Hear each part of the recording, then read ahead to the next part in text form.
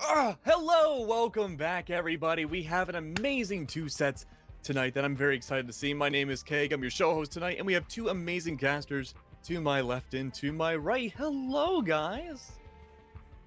Hey, C-Daps and Vile. I was about to say, yeah, I'm always ready for anytime my main man Max is going to be on the host, and I am joined by Nicholas Vial, wonderful co-caster I haven't gotten to work with, and hopefully everything will be going quite well. Because tonight we have the first game, and it's quite a good one indeed. We have Pryde versus First Attempt, and I'm really excited to see what these two teams have to put on display. And I was told before that we had a gigantic upset yesterday, and I would love to hear you guys talk about this because with that upset that we're going to talk about in a second, I think anything in SCS is possible now. So, Vial, please tell us more about this upset that happened the other day. So yesterday we saw a massive game between Visionary and Wichita Wolves, and let's be real here, nobody was expecting a both map victory from Visionary against what we can call one of the best teams in SCS and all around in tier 3. So the fact that they can pull off 2 map wins is very impressive and something that we don't normally see. And I'm very excited to see how this shifts the entire balance of power in, I guess you could say, the standings. Absolutely. And of course, we're going to ask the analysts as well what their thoughts are once we get around there. But C-Daps, do you think this could be the end of Wichita Wolves and their huge stranglehold over SCS? Or are they going to only have a small dip and get their way forwards? So the main thing about Wichita Wolves is a lot of their strength as a roster has come from consistency and the fact that they had their strong 5 that was a nice core and they constantly built upon each other and had really solid structured strats allowed them to really rise to the top of T3, especially here in SCS. They were a very good roster. They made close calls of CL and they looked great. They got an unlucky draw. I think they had to play against Ape, and we've seen how Ape has been able to do. But after that last season split, they went through a little bit of a roster change, and they haven't been quite able to find their consistent 5. They sort of have the milk, and then that last flex support role has been just vacant. It's a revolving door. They're trying their best to fill it, but they just haven't been able to quite get it done yet. Oh man, it's like one of those puzzle pieces or puzzle games that you would play when you were a little kid. You have to get them all in the right slot before it all explodes. I could never do it. Vial, I think you were able to do it, right? Well, it depends on the day with me. I have 1 brain cell, so sometimes it doesn't work as well as I would like it to. But let's get back to this matchup, and we get to see our first map, and boys, we're heading to Kafe. Ooh. All right. Look at all these maps. C-Daps, let me know more about it. What's map number 2? Why is that gone? You know, we got Kafe and Villa. Is it any sort of best of 2 or best of 3 series if we're not going to see Kafe Dostoevsky and Villa come out? I call them part of the unholy trinity because I just cast them so much. They're very played out. But with teams such as First Attempt and Pryde, who I haven't gotten to see a whole lot out of, I'm expecting to see some hyper aggression coming out of Pryde. That's how they play. They like to be in your face. They like to swing things. And First Attempt is a lot more of a structured team. So it's going to be sort of like a new age kind of battle, which will come out on top when you're going to go to neutral maps like Kafe and Villa. It's looking to shape up pretty interestingly. I'm just pretty surprised that we see Kafe and Villa and not a map like Oregon or Clubhouse or Consulate, pretty much anything else, but we have Kafe and Villa instead. Right, Vial? Well, it kind of makes sense if you think about it. Yeah, I mean, it kind of makes sense in terms of a strat, in terms of your teams, because with First Attempt, you kind of want to leave these not as exposed maps. The maps that kind of have defined metas, but you can win your 1v1s if need be. I think this is actually going to favor First Attempt, but I do think that Pryde is going to be able to pull it out because, like we said, they're more of an aggressive style team. They're more in your face, like C-Dap said. So I think it's going to be very likely that we see them just pull it out.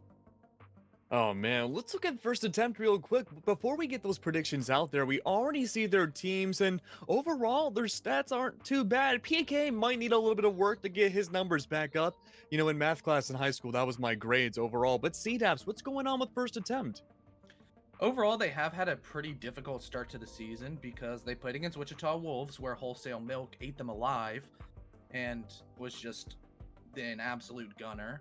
I believe they also had Stoke subbing in for the first series due to some unfortunate internet issues. I believe it was Casper that was unable, and for him to, yeah, it was actually JWL Jewel that was unable to play, as my wonderful producer is feeding me the correct information of me being incorrect. But overall, their stats, they aren't bad. They definitely, like, by no stretch of the imagination, are amazing and probably are not where they want them to be. But there's still just room to grow as the season continues, because this is like a big round robin tournament. Everybody gets to play everybody else, and they definitely have time to start building upon, starting to put forward a whole lot of momentum and continue to put those numbers up. As we switch over to Pryde, I'm going to toss that over to Vial and let him speak some truth. Well, like we said, this Pryde team can be very, very in your face. And granted, their stats aren't necessarily something to really scream about or really, get head over heels for. They're still playing very well. Granted, both of these teams are still not exactly at the top of the leaderboard like they would want to be. But I think you have to really keep your eye, especially on Oni. He's going to be probably one of your main gunners, especially in terms of the stats already, and I'm going to keep my eye on him. Yeah, I'm curious to see how both of these teams can play out up against each other, because Kafe, sure, everyone knows how to play Kafe. Villa is a little bit different. Everyone knows how to play it, but it's still leaning in a very awkward position now, where it's not quite as defender-sided as it was before. But here we go, everyone. We do see the full stats overall. We've already seen Visionary take over Wichita Wolves from being the top dogs, and that's going to put them down into the second. But Vial, is Wichita Wolves able to stay in that position overall for the next few weeks? In my opinion, I think we're probably going to see Wichita Wolves jump back into that first place position. Maybe not next week, maybe not the following, but by the end of the season, I would be shocked to say that Wichita would not end up at the first place spot, or at least in the top two. Because if they fall beyond that, I think once we get into the playoff scenario, that's where we're really going to be looking at if Wichita has extra time to really, strat out what they want to do. And if they're in the top two conversation, I'd be shocked if they weren't first. Ooh, that's a pretty bold claim, but I'm going to ask you a different question, C-Daps. Look at the whole entire bottom of the bracket here. That's what we're going to be focusing on tonight. All the teams we have playing are going to be in this lower margin, and there's a good chance that a team like Pryde could make their way into the top 6. Do you think we can see Pryde do that tonight? Personally, the winner of this game, naturally, with the way math works, is going to bump up. But I think this is going to be a very, very close series overall, because first attempt is still a very strong roster. I know players like Bait and Jewel and other ones on their lineup are very capable, competitive players. However, they just haven't quite put it all together yet. And I'm actually on board with Chief's prediction here that I think this is going to be a tie. A lot of people have Pryde going forward. Ferme's mom, we love the lady, but she's going for the full first attempt. I'm on the Gerthang train. I'm gonna rep him and say that it's gonna be a split map with first attempt taking Kafe, even though that's Pryde map choice, but Pryde's gonna take Villa. Ooh, yes, we do see the predictions now, and one thing we've realized from SCS is that the majority of the people we see in the predictions usually really suck, but Chief has had the big brain plays, and he's been right just about the entire time. But Vial, we gotta know what your prediction is, and it's gonna be Pryde. Yeah, I'm just, after watching Pryde play for the past 2 weeks and seeing them face up against, a lot of good competition, I think it really comes down to, can you win your gunfights? And after watching first attempt play, because they were one of the teams that I was more interested in coming into the season as a whole, and after watching them, I'm very scared for them to go up against a team like Pryde, who can win those one-on-one gunfights, who will get in your face and will force you to actually, win those gunfights when you don't think you can. So you don't think it's gonna be a tie? I do not think it's going to be a tie, but as Chief likes to spite me many, many times, and I'm not going to put anything down on it just yet. Ooh, Connor, we're gonna have to hear your retaliation from this one. Yeah, I think just overall, right now, Pryde is going through a little bit of a roster turbulence. We're actually going to have just in right now, Snows will be subbed out in favor of Mac. So maybe there's going to be a little bit of a chemistry issue on that. But overall, when I think of Pryde, they are a very gun-heavy team. So if Mac's hitting his shots, they're probably not going to suffer that much onto that front. But overall, playing with a sub, playing with a consistent 5, even if it's just one single piece of the puzzle that doesn't quite fit in, leaves a little bit of a gap, could be heavily detrimental to the entire chemistry of the team. And when you have a team like First Attempt that's very structured, they know their stuff and they play well together as a team as opposed to a bunch of individuals, this could be the kryptonite that they're going to be going forward on. I guess you could say they usually get their games done in, their first attempt. Oh my gosh. I purposely did not respond to that. I wanted there to be an awkward silence, Keg. I know, I thrive in the awkward silence. That joke didn't, though. Oh, yeah, you're right. Well, overall, though, we do have the team statistics of everyone on the board. We did see Wichita Wolves a few seconds ago, a little empty when it comes to their player slots, but everybody else, we can see their full entire breakdowns, and so far, these stats are looking pretty good, but as we keep on going, we're going to see the stats kind of dip down a little bit for the lower brackets, and already we see one team that we're going to have tonight. That's going to be Pryde towards the bottom of the third slide. We're definitely gonna want to keep an eye on teammates like Rizzer and Snows tonight, especially Snows with his performance as well. Yeah, Snows actually is not playing. It will. That's right. That's why we want to keep an eye on him. He's gonna be teleporting away. Yeah, he's gone. Gucci Gang Gotcha. Snows gone but never forgotten. Yeah, overall, I'm curious to see how the difference of that is going to be. And, we did touch upon it before, but VL, I'm curious, will that difference be huge for Pryde or not? Is that going to be the playmaker they need? Well, I wouldn't say it's going to be the playmaker they need. It could provide a catalyst, I guess you can say. It's going to just change up how they play, maybe what they want to do on certain sites, who plays what operators. But I don't think it's going to be that big of a change. There's still going to be that in-your-face gunner type squad, which maybe Mac provides more, lethality to this team. It's very possible, but we're only going to find out once we hit that map pool. Yeah, absolutely. And I mean, when it comes down to it, if you have one player that can make or break a team, that's really good if they can succeed. And it can be really bad if they flounder. Because that means, well, CDAPS, what's the rest of the team doing? Yeah, exactly. It's just trying to do a sub right before the match and just maybe somebody's caught off guard. Maybe First Attempt really prepped for what Snows was bringing because he is very well known in the scene. He's bounced around on a lot of teams, played in leagues like ESA, SCS, SCL, whatever conglomeration of letters you want to put together in a T3 league. He's probably been there, and I believe he even carried team identity essentially through all of RSA quals, which was quite the spectacle to see because he was like the avatar where the team identity needed him most. He got them to where they needed to be, and then he just vanished and he just went on to another roster and left them to their own devices inside of RSA. But this is SCS, and we are gonna just be sort of waiting for ours to be ready in chat. But we already touched briefly on predictions, and I guess do we want to get a little bit more into it? We want to do some numbers actions on the predictions.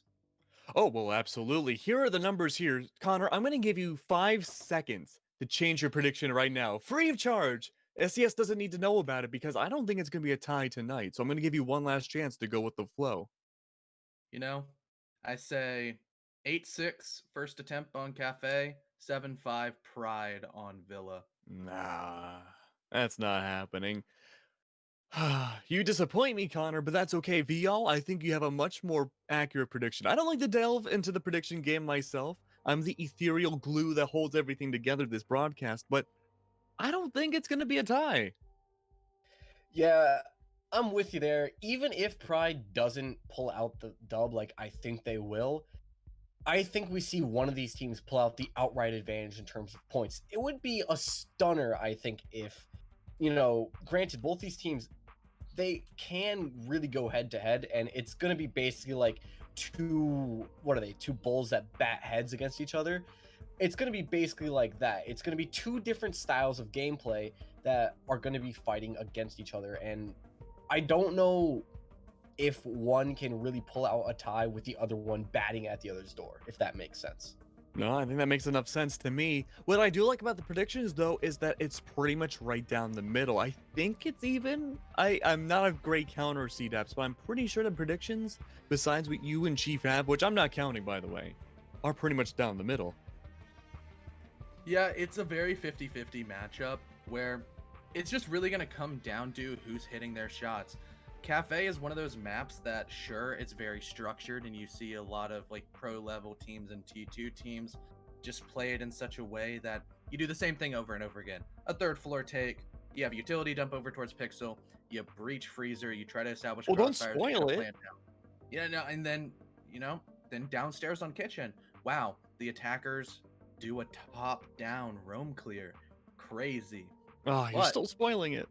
the thing is for Kafe is out of the unholy trinity that I like to say of Kafe, Club, and Villa, Kafe does have the potential to be the most exciting, where you don't want to say it necessarily devolves from being structured to very gun heavy, but you can almost see it in a similar vein of Coastline, where it can go attacker sided, it can go super defender sided. It just really comes down to who's hitting their shots, who's really feeling confident, because spawn peaks are very strong on the map. You can just see those aggressive roams. You have a lot of vertical destruction to set up nitro cells for the defenses, or a sledge opening up so many spots on the roof, making it impossible to play sight. Well, I'm glad you mentioned that, because let's talk about those attackers for a second. Out of 285 rounds so far in SCS Season 4, we see those top 3 attackers being played way often in a lot of these rounds. Now, there's one commonality between all of them, and you guys might not be the analysts here, but I'm pretty sure anyone here can figure it out. What is the top 3 commonalities between these 3 operators? Vile, let me know, dude. Well, it has to be that soft destruction and Yes! that utility clear that each one of these can bring in their own type of way. Sledge, of course, with that big hammer, can just get all the way through anything so long as he's up close. And Sophia and Ash, they have more of a long-range approach. But if there's one statistic I want to talk about, and this is something that me and a lot of the other casters and analysts before this season started kind of theory crafted, as we like to say. Ace, Ooh. he's at 52% picked right now, and he is above Thermite and just above Habana. I think that's something that, granted, some of us were thinking Stay with me, Theo. he Stay could with take me. over the place as your primary support. I'm kind of surprised that he is that high up. Yeah, I mean, even after a gigantic nerf, everyone was scared about Ace when he first came out, and he is still pretty available when it comes to the comp play, but we are seeing him dip around that 50% margin. Connor, why is that? I would expect, be like Jaeger and be like at 100%.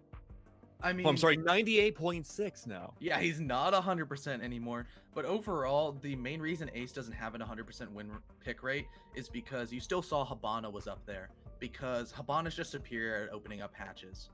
And then you have Ace, who is superior to Thermite because he can open up just a little bit more angles, as in can open up 3 walls as opposed to 2. They aren't quite as big, but you're trading that off because you have the AK-12 on a hard support operator, which is warmly welcomed to the love of all the hard support players that no longer have to deal with having inferior weapons to their entry counterparts. But going off of weapons, we have seen a little bit of a dip in the Malusi pick because she lost the T5 and will be wielding the MP5 instead. A little bit lower fire rate as well as a little bit less damage, but does have the angled grip for those close range engagements, getting that gun up fast. But Jaeger, 98.6, you know him, you love him. He's one of the root causes with Wamai of the utility burn meta that we see constantly put on display in competitive play. And yeah, he's always going to be brought because great weapon, great gadget, great speed.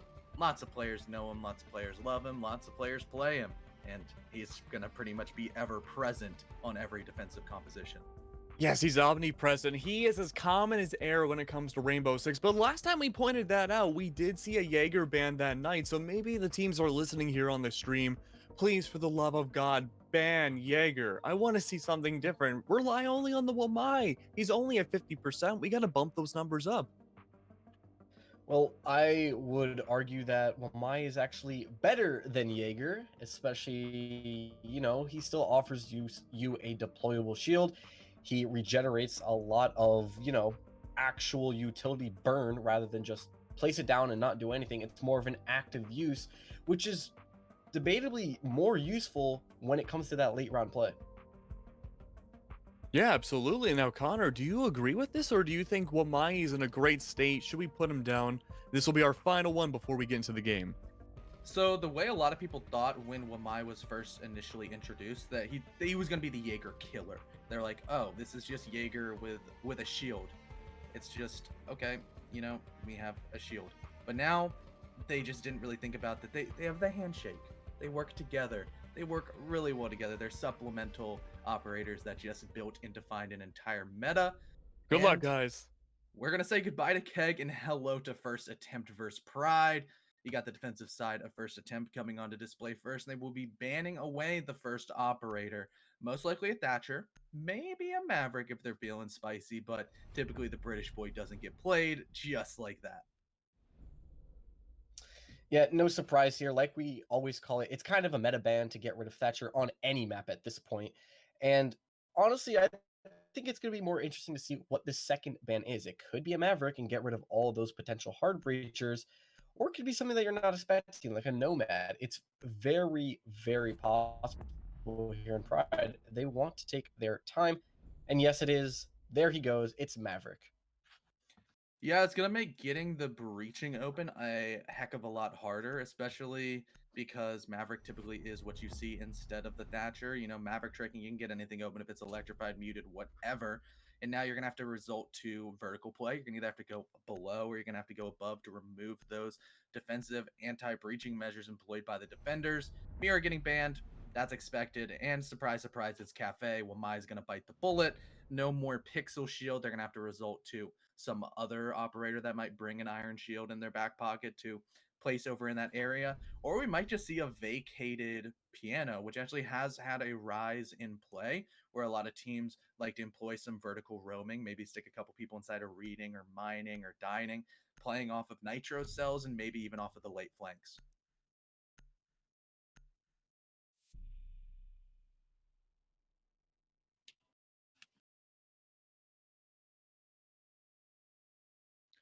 Alrighty, so first up we are going to have a kitchen service coming onto display. I alluded to it a little bit earlier, but Warden being brought by PK most likely will be the replacement to the Wamai. He still brings a shield. He has a 1.5, and he is very apt at playing behind the shield, where you can just kind of eat the flashbangs and still peek through smokes, just pop off wherever he wants.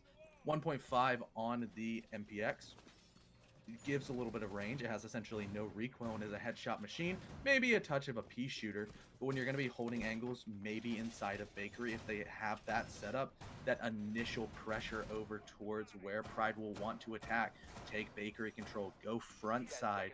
So it's going to kind of see how it all lines up. He's actually going to be set up on the backside towards Christmas, locking down bottom white pressure, making sure there's not a backside push that catches the rest of his defenders off guard. And this is a very unusual lineup, I think you can call it. You don't normally see both the... Actually, we're going to be seeing a run out here come out, but no, he actually gets shut down by Sam, and he's going to hit him with the good night as well. Jewel, he really wanted to get that opening pick immediately, but Sam just outduels him there. Yeah, really great shot, and that's 1-0 on the entry for the Ash. Sure, it was sort of a freebie. It was an underhand toss that Sam took and slammed it straight out of the park. As now Rizzer's already inside of Bakery. They're not going for that initial frontside pressure. He's actually going to have so much time in his pocket because of that barricade over towards the prep area. He can just sit and drone. He's going to be gathering intel, and having the man count advantage going towards your execute on a map such as Kafe is incredibly impactful, especially as Pryde above, Oni, he's actually going to get destroyed by Bloom. I was going to say, the sledge is going to be able to open up a lot of angles, but his hammer will remain silent. It will, and this is where you got to start really wondering, where are we going to put our utility here for your Zofia and anybody else? But it doesn't matter because a quick trade comes out. Bloom gets himself one, but he's easily finds himself in a 6-foot grave by Rizzer.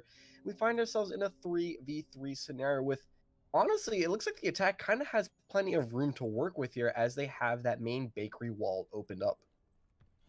Yeah, the main wall's opened. However, they're going to have to duel with the crossfires set up by the remaining anchors of first attempt.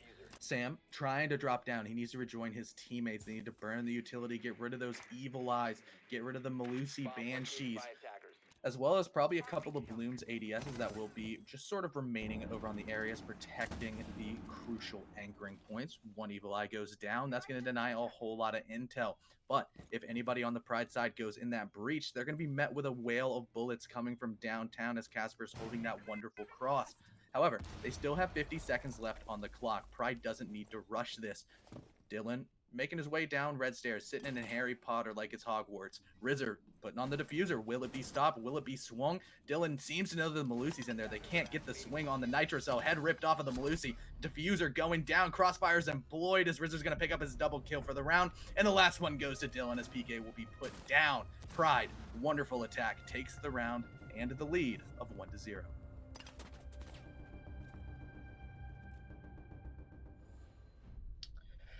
Pryde just seem to find themselves winning those gunfights like we spoke on before. Alrighty, and unfortunately, it seems like we have Hey, we got some unfortunate internet issues coming out of Vials. I don't think he will be able to I'm join gonna us be for your the cool rest. substitute teacher. I just wanted to say that. Yeah, we stand Max in this household, Yes. but you're on the clean feed. You saw what just happened. What were you thinking about Pryde's attack? I think overall Pryde's attack was really good. We saw a huge aggressive play come out from the right, pretty much right off the rip. We saw Sam come in with the run out just like that, or at least the run out denial. And that was the shutdown they needed right off the rip. From there wasn't really much. I mean, but it wasn't really much to bring out from first attempt side. They did well the entire round. But you know what, Connor? There's still another round to go on by. It's going to be returning to kitchen again. I'm curious to see how this is going to go. Yeah, they're going back straight to the same site. Maybe that's a little bit indicative that first attempt isn't comfortable on the traditionally primary bomb site that we see all the way upstairs, bar and cocktail. They really want this downstairs kitchen defense to work. However, when you feed free kills to the Ash and start getting the confidence of the R4C flowing, it didn't bode very well. Jewel has to dial back the aggression because at the end of the day, Pryde probably has a little bit of superior gunplay to the first attempt roster, and they need to play to their strengths. That is the structure that they really like to employ. And that's something I think they lacked a lot in that first round, was having that defensive structure. Sure, they have it now, but that's because they lost so quickly in that first round. We see iron shields everywhere on that first floor. We see them all huddled together. There's no crazy roams. There's no jump outs this time around. No, they're playing absolutely Yertle the Turtle as much as they humanly can, Connor, to make sure they can at least get the opening pick in their favor this time. Yeah, they're going for the full top-down roam clear. Most likely on the Pryde side, they don't want to have Oni fall as early as he did. And Jewel at the bottom of red, sort of that middle landing, is wanting to shove a bunch of bullets right into the back of the British boy. Mac, I almost said Michaela, but it is Mac, Oh, is on the well. hard breach. That is the ace, just probably not going to be utilized necessarily. It's not a necessity for Kafe, but definitely does open up a good amount of angles, especially over towards Bakery, where Pryde's attack is very centric upon. However, they are going to have to remove the bandit batteries from above, and last time, Oni was felled from his own angles, because that's how angles opened up, and this time Oh, it's what a kind of angle nitro was cell that? from down below. Bait just going to be sitting there, tossing up and giving a quick phone call all the way downtown, removing the vertical pressure employed by Pryde, and that is a huge pick. Connor, you go to calculator school. What kind of angle was that? That was an acute angle, like you, Ah. Max. It was cute. Oh, thank you. I mean, that's a pretty obtuse observation, but you know what? We'll take what we can get. We do see some home model remake over and going over on the first floor, going down onto the kitchen site, but there's not a lot really going out. Samuel, of course, is still going to be alive. He's going to try to make his way down those main stairs, but he's not finding any luck either. Now, whether he's droned out the area or not, he's going to find himself in the opposition of not one, but two different operators. It's going to be the Malusi and the Warden, waiting for them to peak. And of course, it's not going to last too much longer. It's going to be Casper that finds Sam, and hello, Jasmine. What an opportune time to just jump right in, isn't it? Hello. Yes, sir. It's nice to see you casting again. I think I'm subbing in though. I think that's what's happening here.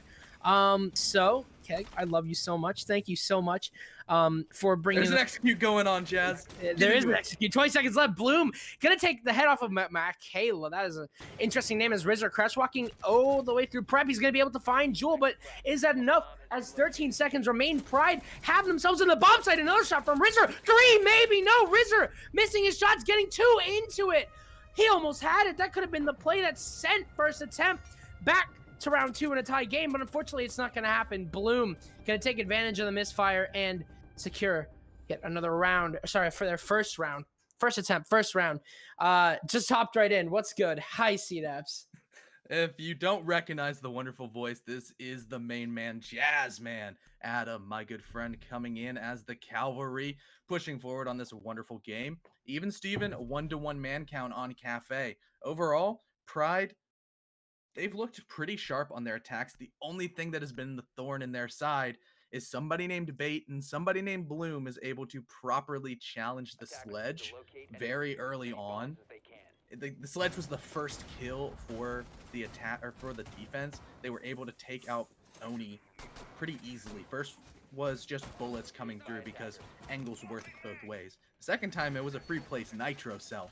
However, Pryde, the first round, they were able to overcome that really crucial piece of their attack falling, and they just kind of walked into sight and slammed everybody with bullets.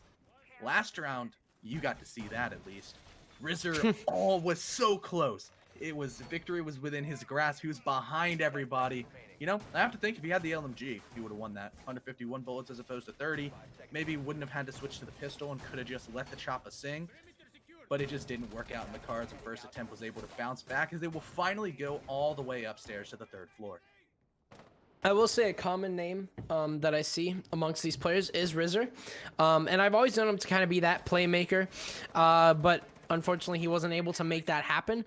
So as I come into this cast, I also just want to say thanks, Max. Sorry, I kind of interrupted. I didn't know we were mid-execute.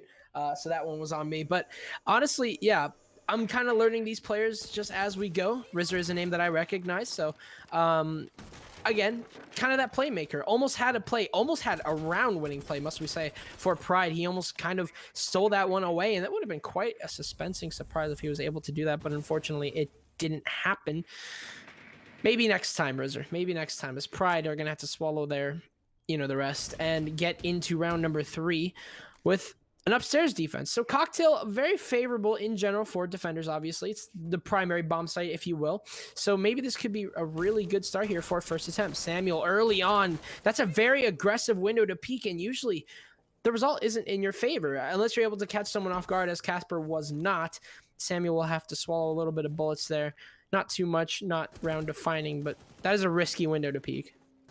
Yeah, he wanted to put pressure over towards Pixel because there's no Wamai, so typically putting out that pressure will be a little bit easier. Utility dump meta, we know it, we love it, and we're going to be seeing it come out as flashbangs rain through over to that corner of white, followed quickly by an Ash Charge shot by the breaching launcher of... Oh, wait.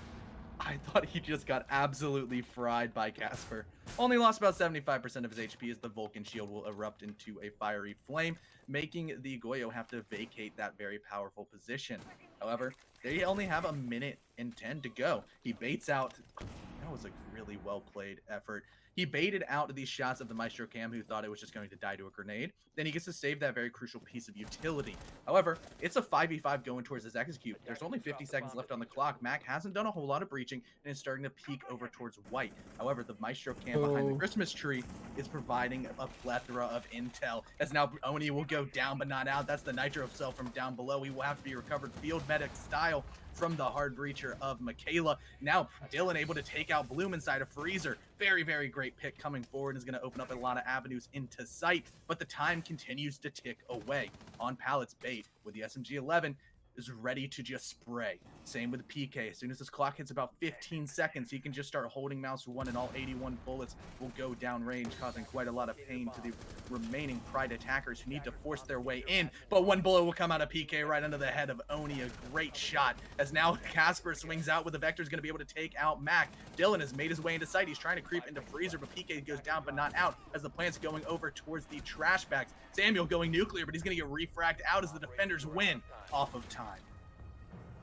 these rounds really coming down to what we talked about, those 20-second metas, and a lot of utility really played into that round. One thing that you will notice, not a single player died to utility, but there was one major factor, and that was HP. Both Dylan and Oni, the only players on the team to follow the dress code, got really low before they went for their execute. One of them had the diffuser, so obviously your coverage had to be a lot more aggressive and extensive. But at the same time, you had Casper pressuring all the way over from Pixel with that with the Vector, and with that pressure going on, nobody was able to stay safe in sight to not only get the diffuser down, but also cover at the same time. And that really, really came back to bite Pryde, obviously.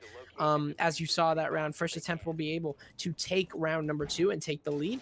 For the time being, obviously Pryde are on defense, are on attack, so it could be a little bit more difficult to kind of grind those rounds out, especially with the meta we have. The Thatcher ban can really hurt sometimes, even if Wamai isn't even on the board. There's still deployable shields, there's still ADSs, and the only way you can clear them is, well, you know, with nades, which can be extremely difficult and time consuming. Yeah, I mean, overall, it's Kafe after all, and you're going to expect a 4-2 defensive split. And right now, that narrative is being put into motion. You know, 2-1, multiply that, same results onto both sides. Surprise, surprise, math, quick, 4-2 split. However, I suck at math. Yeah, I know. I've had to help you with some homework before. But... Okay. Oh my god, man. But, you know, we do have a reading room coming onto the first time off of the back of a successful basement and third floor defense for first attempt. So, typically the way reading room is held is very interesting because we already saw first attempt hold top floor, and they're going to be doing it in a very similar fashion because the vertical pressure coming out that Pryde is going to want to bring forward. They're going to escort Oni up inside of Cocktail and start blasting away. They're going to do a whole lot of renovation. It's like they're on an HD TV show and just completely remodel and really vacate all of the anchoring positions down below that everybody on first attempt is going to be trying to hold. That's why you see so many resources allocated to this top floor hold. You see 3 bodies, you see a lot of angles, and you see Jewel taking out Oni. My entire point is mute because the sledge is dead once again.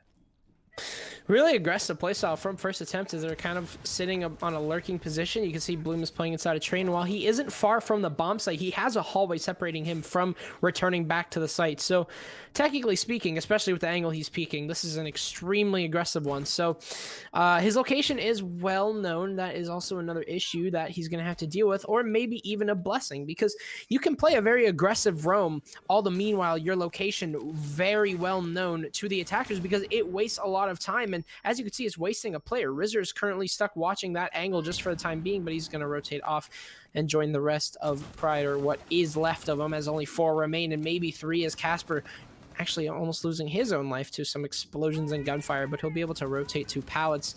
For the time being, Samuel's going to take down Casper, and Jewel is going to have to make his decision here. Is he going to want to rotate down or aggressively challenge this? Because upstairs control is completely locked down by Pryde. And first attempt, they're either going to have to go for this retake or just hope for the best. C4 tossed. Might be a little bit too far. No, it's actually shot out of the air. And capitalize on is Samuel. He's going to take down Jewel and make this pressure even worse as the players trying to return to the site are getting shot off here. Bait isn't even able to hold B just because of all these angles opened up and hounded by a Rizzer. Bloom gonna fall to Michaela. Great shot from her. Now first attempt really starting to get collapsed upon here. This could be another great kill if Samuel can walk away with it. PK's got 81 bullets, but it's not enough if Samuel takes down 3. And now Bait rotating up in a 1 versus 4 for any sort of advantage right now. That just doesn't seem likely here. Looking for that air jab. We'll shoot it, but Rizzer will shoot him back, and Pryde are going to take a round to equalize everything. Really well played there from them. The upstairs attack so graceful, and they even got some picks along the way, which really helped out for their execute. Yeah, they did the traditional take that you would expect to see, but they were able to improvise because Oni died early. Not something you want to see, and that's been really the story of Pryde so far, that Oni now has been pretty much their first player dead 4 rounds in a row. And on Kafe, a map where vertical control and soft destruction reigns supreme, he's a very important operator. It's like on Clubhouse, your hard breacher getting spawn peaked every round. And still being able to overcome that and get a 2-2 split so far, is really impressive to say the least. Overall, the Nomad play has been sort of questionable. There's been some flanking attempts coming out of first attempt that have been successful. The one that's coming to my mind is allowing the Goyo to swing pixel after you took piano control. Typically, you would expect to see an air jab at the top of that door to prevent that very swing. That was absolutely detrimental to the entirety of their attack because nobody was watching it and multiple people got lit up and shot in the back and killed and just took the wind out of the sails of the Pryde attack. And Oni is saying, please don't blow me up because he's died every time. He just wants to swing his hammer. That's his only purpose in life, and it's being stripped away by the smart brains of the first attempt defense on the first floor. Does he deserve it? He's 0-4. He's only 4. Only 4. Yes, he is. Yeah. Only 4. Leave the jokes. I'll leave the jokes to C-Dubs. Yeah. I'm not really. I liked it. I liked it. I'll give you that. Thanks.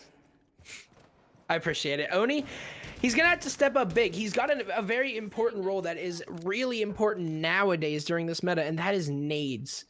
Nades, so crucial. Round-changing, game-changing. He's going to need to really step up right now. He's a very important operator, whether he knows it or not, and a lot of people don't talk about that, is that nades are very crucial. Once Buck lost his nades, I mean, there's not a lot of options. You either go with... what is it, Zero? Zero's not even in comp play, so there's not a lot of options. Sledge is your best because he's able to bring that soft breach. Oh my goodness, Bloom! A powerful player from Pryde has just been ripped off the board by an exuberant peek by Bloom. Wow, Rizzer is gone. That is huge. Rizzer and Samuel have been stepping up big, and Bloom able to get that OPK, opening pick, on to Rizzer, who really completes 1/2 of your fragging potential on Pryde. That's not a good start here for the defenders, or sorry, for the attackers' first attempt. While Bloom might be on low HP, whether he knows it or not, he just got away with a really important pick. Yeah, that was an insane pick from the angles because it's a double-edged sword. When you open up the floor, the defenders can shoot back, and that's exactly what Bloom did, removing the head of the Zofia and taking the man count advantage. Bloom's gonna go for 2, dropping off Oni as the sledge just can't get anything going. However, his job might have been done minus the nades. He was able to just pop off and actually use his hammer for once. I'm sure he's very happy about that one, as once again the Nomad air jab gets shot. Dylan seems to have heard it. That's the sound cue of a bullet of an unsuppressed weapon coming through. It wasn't quite masked by those very loud Selmas that you're hearing ring through your ears. Bloom put DB&O, Dylan able to finish him off. As the executes coming in, they have sight control. Mac is typing away on that diffuser, the longest code you've ever seen on the laptop. Very safe. No hackers coming out as the vertical angles will net a couple more kills as Dylan drops off Casper. Refrags out by PK. It's all up to Bait and the rest of the boys to take out Samuel and Mac, who in a post-plant position is going to be able to get a kill. Jewel Dance is going to drop down, but it's a crossfire coming through. Bait and PK delivering the final blows, and they have, what, 25 seconds to sit there, dance, celebrate, and take the lead. Excellent post plan. I mean, they had a lot of options there. 1-8 had potentially 3 C4s alive. So, also beautiful, like you said, was their crossfires. I mean, they were able to just hold down the players because they knew exactly where they were. Obviously, Samuel got traded and then tacked on a kill. So, really good stuff there from first attempt. I really think that a lot of that round just comes down to Rizzer dying off, and it's not just his skill, like it's not just Rizzer dying, like wow, you lost Rizzer. It's the fact that you just got opening killed from the bottom angle that's supposed to be safe. That can really change the way that you play around, because now you know that you're not going to be able to safely open up holes without them getting contested heavily, like as was Bloom. That kind of thing, whenever you peek that and get away with it, that can really play on the mentality and harp on the mentality of your defenders or your attackers even, who just don't feel safe anymore with making these angles. Pair it with the fact that you had 3 nitro cells, excuse me, 2, because you had PK with a deployable shield. Pair with the fact that you had 2 nitro cells, and you've obviously had a lot of experience with being down by a nitro cells. We saw Oni dying to a lot of explosions as he claims to want to deal with none of them. So just tack all those factors on, and Pryde really not feeling safe whatsoever, and that mentality can just play into how a round ends up going. Yeah, they were worried about the nitro cells and the explosives from down below, and the more deadly pressing issue was the bullets coming out of Bloom's gun. That went a little bit under the radar, as now they have the lead of 3-2, and they're going to go back upstairs to the 3rd floor bomb site that they were able to sort of be really strong on. They got the first pick. They kind of did everything. It was a little bit of a cluster coming out through the execute where people were able to get site control and able to try to start the defusing process, but it was just kind of interrupted of an early retake from the first attempt defense. They weren't quite on site. A lot of people were over towards the white corridor. We saw some flanks coming out and really good gunplay overall, as the Pryde attack was a little bit sluggish towards the utility clear that we see towards Piano. But the one thing about Pryde is that they do adjust very well. They know exactly where most of the players on first attempt will be sitting, and they're going to move a little bit quicker to start clearing utility and taking map control, as evident by the droning coming through.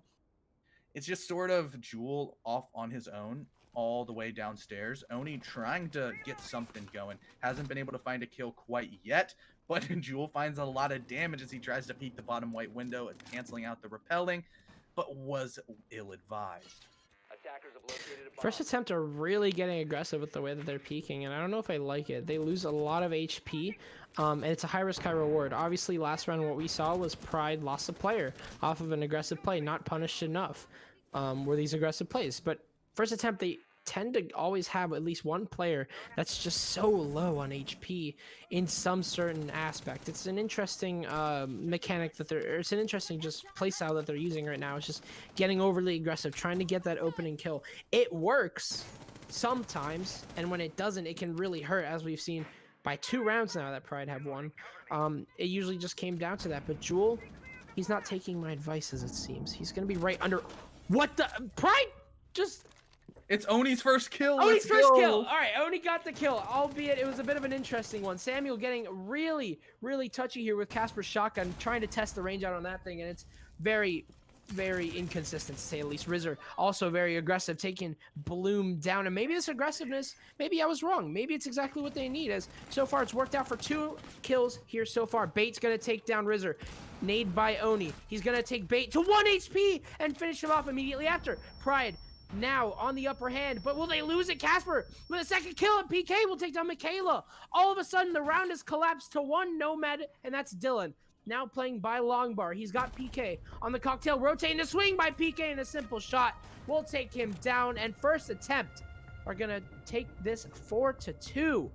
Beautiful stuff there from first attempt, but obviously, this is going to be quite the aggressive game, CDAPS. Yeah, I'm really interested to see what Pryde does on defense, because they're an in-your-face team that relies heavily upon the momentum from taking gunfights and winning them.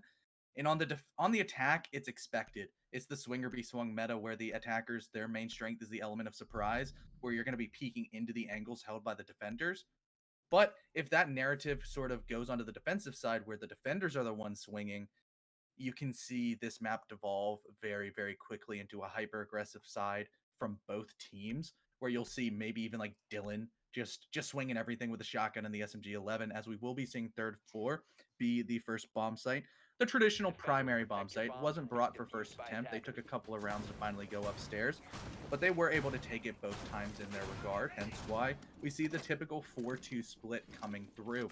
Pryde, they're not in a bad position. This is the position that they expected to be in, as this is their map choice. We'll probably expect them to be a little bit stronger on defense than first attempt was. Maybe they'll get the 5-1 split, maybe so.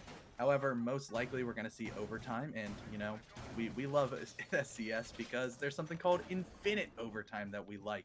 And look at that on your screen right now. A perfect 50-50 community vote. How does that happen? That is... Wow. I mean, they're counting faster than our election right now, to be fair. That's a political joke. I'm gonna get, like, shunned by the community for that one. I'm just kidding. I'm not picking a side. Leave me alone.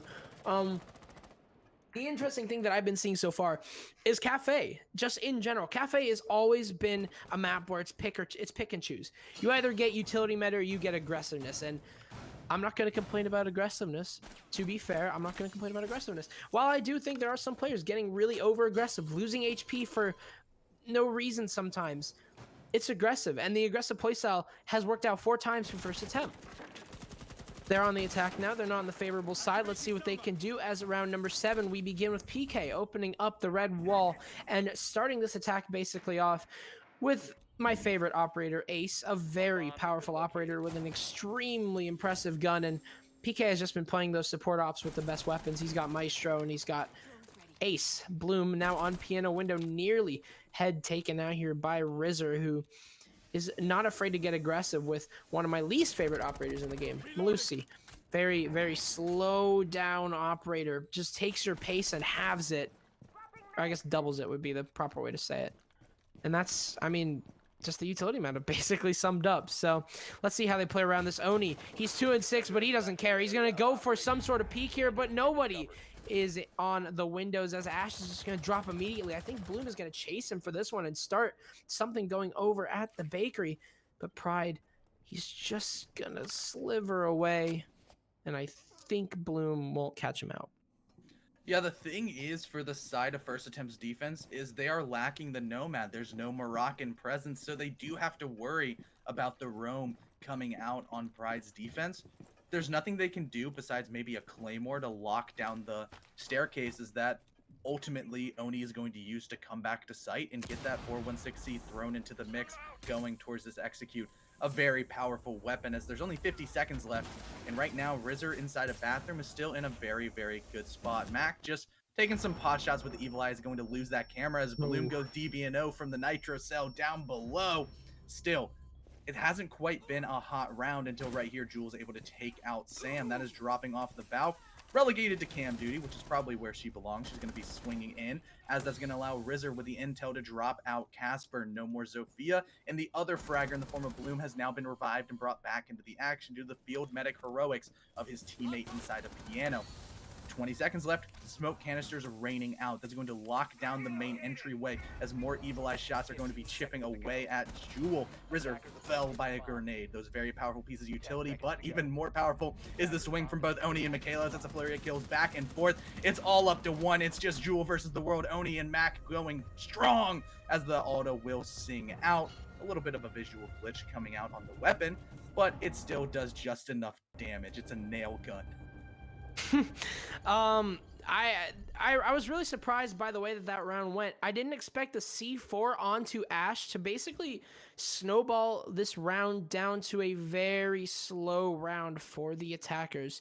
That C4 did way more damage than 100 HP can say, because it took them forever to get up the Ash in a position where he's safe, and there was really not a lot of time to do so. So whenever the Ash was finally safe, they pick him up and they expose everyone to unsafe angles. And this allowed Pryde to kind of readjust their positions to get ready for that execute. Something that you wouldn't typically see whenever you're going for an execute is defenders just being able to freely readjust. That just doesn't happen a lot. So that window of opportunity, that very slight window of opportunity, allowed Pryde to get these crossfires that they didn't have down originally and basically prepare for first attempts to execute. And obviously, it worked out beautifully. Jewel was last remaining, and it seems like this entire lobby just has something with Nomad. No, she has been last alive. Like, all the players in Nomad has just been last alive so many times. Yeah, overall, it's just a very heavy roam setup coming out of Pryde that they like to be aggressive, they like to swing, and just the lingering effects of having so many people off site while you're going towards your execute. If you don't get those kills, it's just kind of, you have to worry about two things at once. You're worried about going into site where you're facing against the smoke canisters, the Alda spinning so many bullets down range and chunking so much damage, the Evil Eye cameras.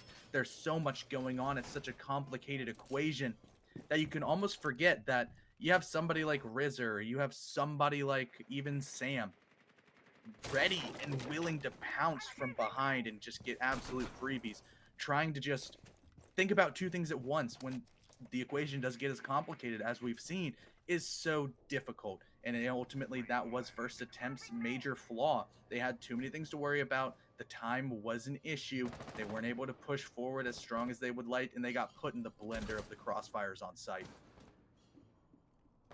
Kafe can really come down to crossfires. There's so many long hallways. Bloom looking to get himself inside and kind of aggress onto Pryde. Rizzer locking angles here with the Ash, but he's going to fall off. A very smart move, but might be right into the waiting arms of PK. Oh my goodness!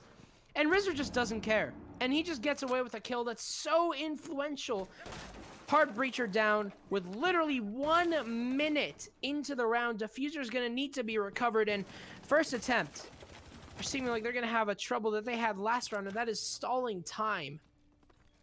Jeez, that is such a crucial pick, whether Rizzer knows it or not. And the fact that he got away with it, not even like he got away with that one.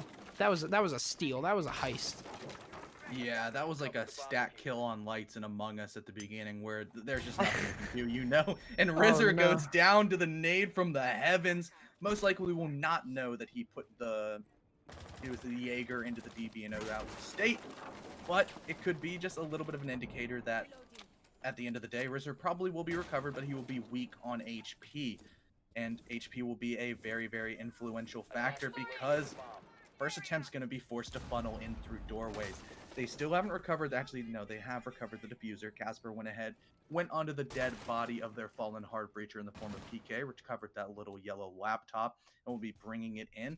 But there's only 40 seconds left, and they have to walk in through doorways because they can't hard breach. And that is just not looking too good, especially as the first smoke canisters are going to start coming out.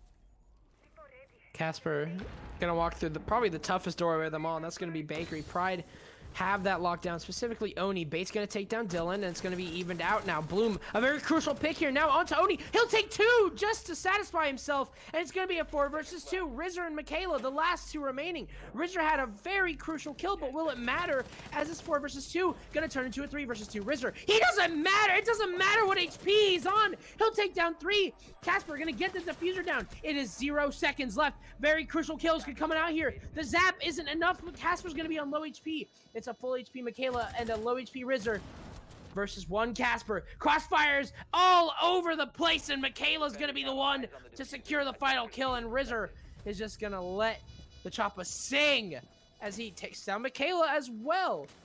That's not very good for those stats. That's exactly what I was gonna say. The stats not padded. Can confirm. But Yeah. Pryde, how did Rizzer get away with 3 kills? That is ridiculous. That is so good from him. Just unaware by first attempt. A push. Whenever you push in with no clear, you should know that there's somebody just waiting for you in coat. You even cleared it out. You even naded it. So you know that there's something going on there. There's some fishy business, but it didn't matter. Sorry, I guess some furry business. I mean, Rizzer's a furry, isn't he? Am I wrong? I have no clue. He is, and if he isn't, then I'm sorry, Rizzer. If he even listens to the VOD. Okay, he is. Producers and my assistants. Sorry, not my assistants. My butler has confirmed that Rizzer is indeed a furry. Very important information. Yes, very important information. Just as the important information on the table now is it's 4-4.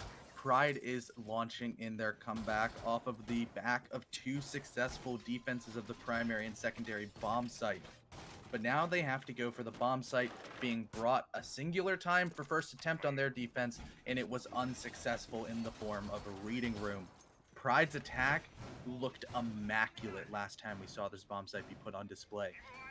Will first attempt be able to match that? I don't quite know, because overall, Pryde is putting a little bit more emphasis on the top floor than what we saw come out of first attempt.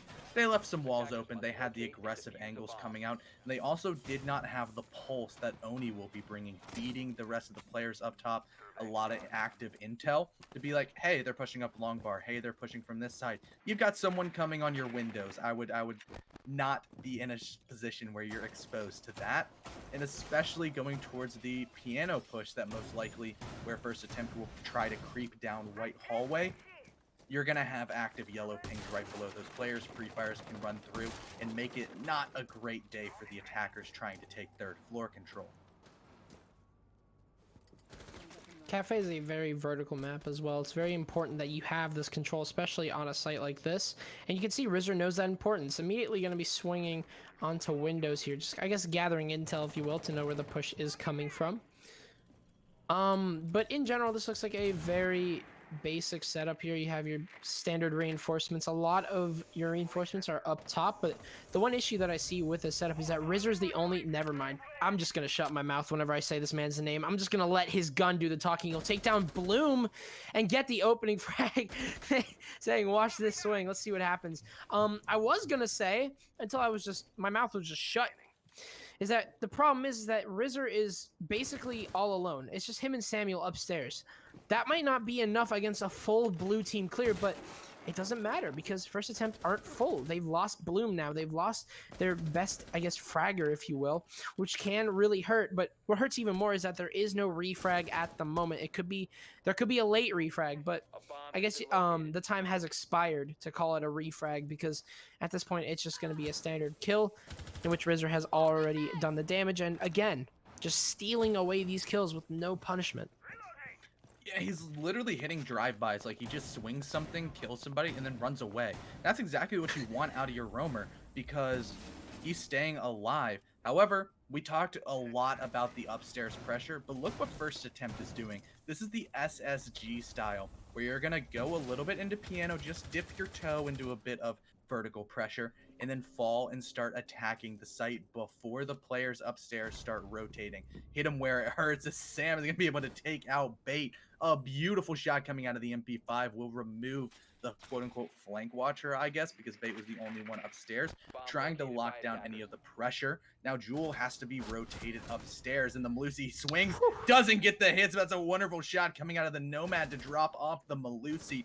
Rizzer swinging up, trying to get a refrag, but Jewel is long gone. It's all up in a 4v3 situation as the site is under siege. Only 13 seconds left. Mac is going to just be popping up, pre-firing away with the Alda, able to take out one. Can she get more? I don't know. The impact nade's going to be down, but not out. Finished off, and it's a triple kill coming out of the Alda. Beautiful shots coming out of Michaela, locking down exactly what you want to see out of the Maestro, catching a few Pokemon on the way, and taking a round for the perfect site rotation of Pryde's defenses.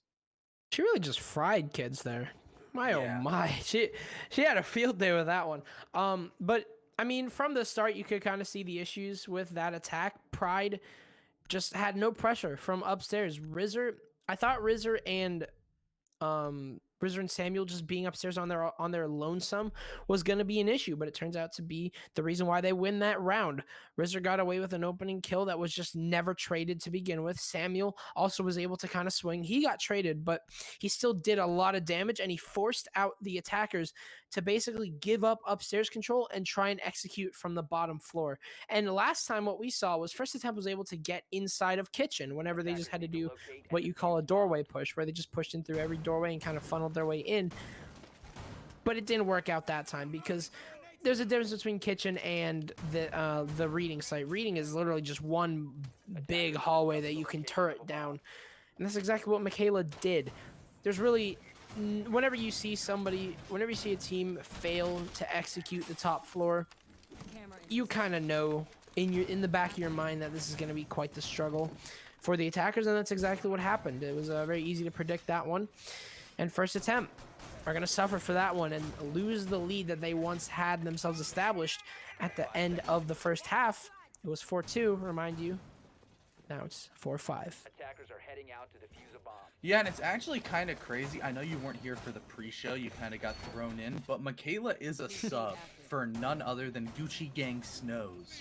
I know Snows is going to have to familiar defend his spot. Yeah, that is, Michaela's popping Michaela's off. She's tearing doing up, yeah. amazing. Yeah. Had the stats. Yeah. Sheesh. She should be 7-5-5 if somebody named Rizzer didn't put a bullet into her head as a meme while going for the execute. Listen, So Rizzer, whenever Rizzer peaks, he peaks. Simple as that. yeah, swinger be swung, and he's always doing the swinging. Has 12-6 in 4. If he was hitting all heads, he'd be on 18 kills, but you know, he has to pad stats a little bit for the rest of the team, putting them to 1 HP as Oni's going to be swinging out, dropping off Bloom in the narrative of surprise, surprise, the soft breacher goes down early on both sides is going to be continuing. I mean, I haven't seen a single trade. I haven't seen a single opening kill get traded out this entire game. That's kind of concerning. No. And it goes to show that like Kafe, it's just the way Kafe is played sometimes, but it also shows that you don't have a lot of map control. If you get opening killed without a refrag, you haven't established yourself enough. You got to be more careful with that one. Aggressiveness is not an excuse to not having map control. It is as simple as that, and we'll see that happen. Bloom will lose his life, and we saw it last time as well when Orange team got opening frag, but there's a trade, and Michaela immediately responds by taking down Bait. Casper will take down Oni. Samuel onto PK, and this is going to be a very quick and easy round here for Pryde, as all they need is 2 more kills, as it seems like a repel strat was on the table here. Samuel will take down yet another just to increase the numbers of his stats. And first attempt, that's not the way you want to come back. That's not the round that you need, and Rizzer just going to cap it all off. I mean, we said it, didn't we? Didn't you say it? Didn't we say it? It's swing or be swung whenever it's Rizzer. It's swing or be swung. This man is, I'm not even saying hypothetically, literally an animal. Literally, like he's got the fursuit and everything. He's literally an animal. The man is crazy. Rizzer's insane. Welcome back, Tag. Hello! Hey, I think this is the buddy. first time I've seen, like, both of us together on camera. It's been such a long time. I think Me it's and been you. forever. I don't think we I have miss before. you. I miss you too. But hello, welcome back, everyone. We've had a quite an interesting match so far. I mean, Connor, it's not too late to change your prediction. He said it was a tie, by the way. Yeah, I said first attempt was going to take the first map, and then Pryde takes the second. But you know, I'm a man of my word. I believe in first attempt. You're a man of being believe in him. wrong. You know, in this industry, all we have is our word, and I'm going to stick to it. That's wrong. All right, Jazz, man, you're coming in to this a little delayed, but that's okay. What are your predictions so far now that you've gotten a taste of the teams? Both teams are very aggressive right now, and usually whenever you have an aggressive team where map control is very crucial in every single map of Siege, I mean, you're going to favor your defenders. And right now, Pryde have just taken 2 rounds. No, not even 2 rounds in a row. That was 4 rounds in a row. Not interrupted, not even once. So I will say Kafe is Pryde's at this point. Unless first attempt just get some juice into this rehost. I really do think that Pryde are looking incredible right now. A 4-2 split isn't even bad to begin with whenever you're on attack. And now 4 rounds in a row on defense. I mean, what's going to stop them from getting the 5th? Oh man, now I'm also pumped up about a 4-2 split. That doesn't happen too often, but overall, you missed the predictions from everyone else in SCS. But Jazz, is this your first time casting SCS? I'm not sure.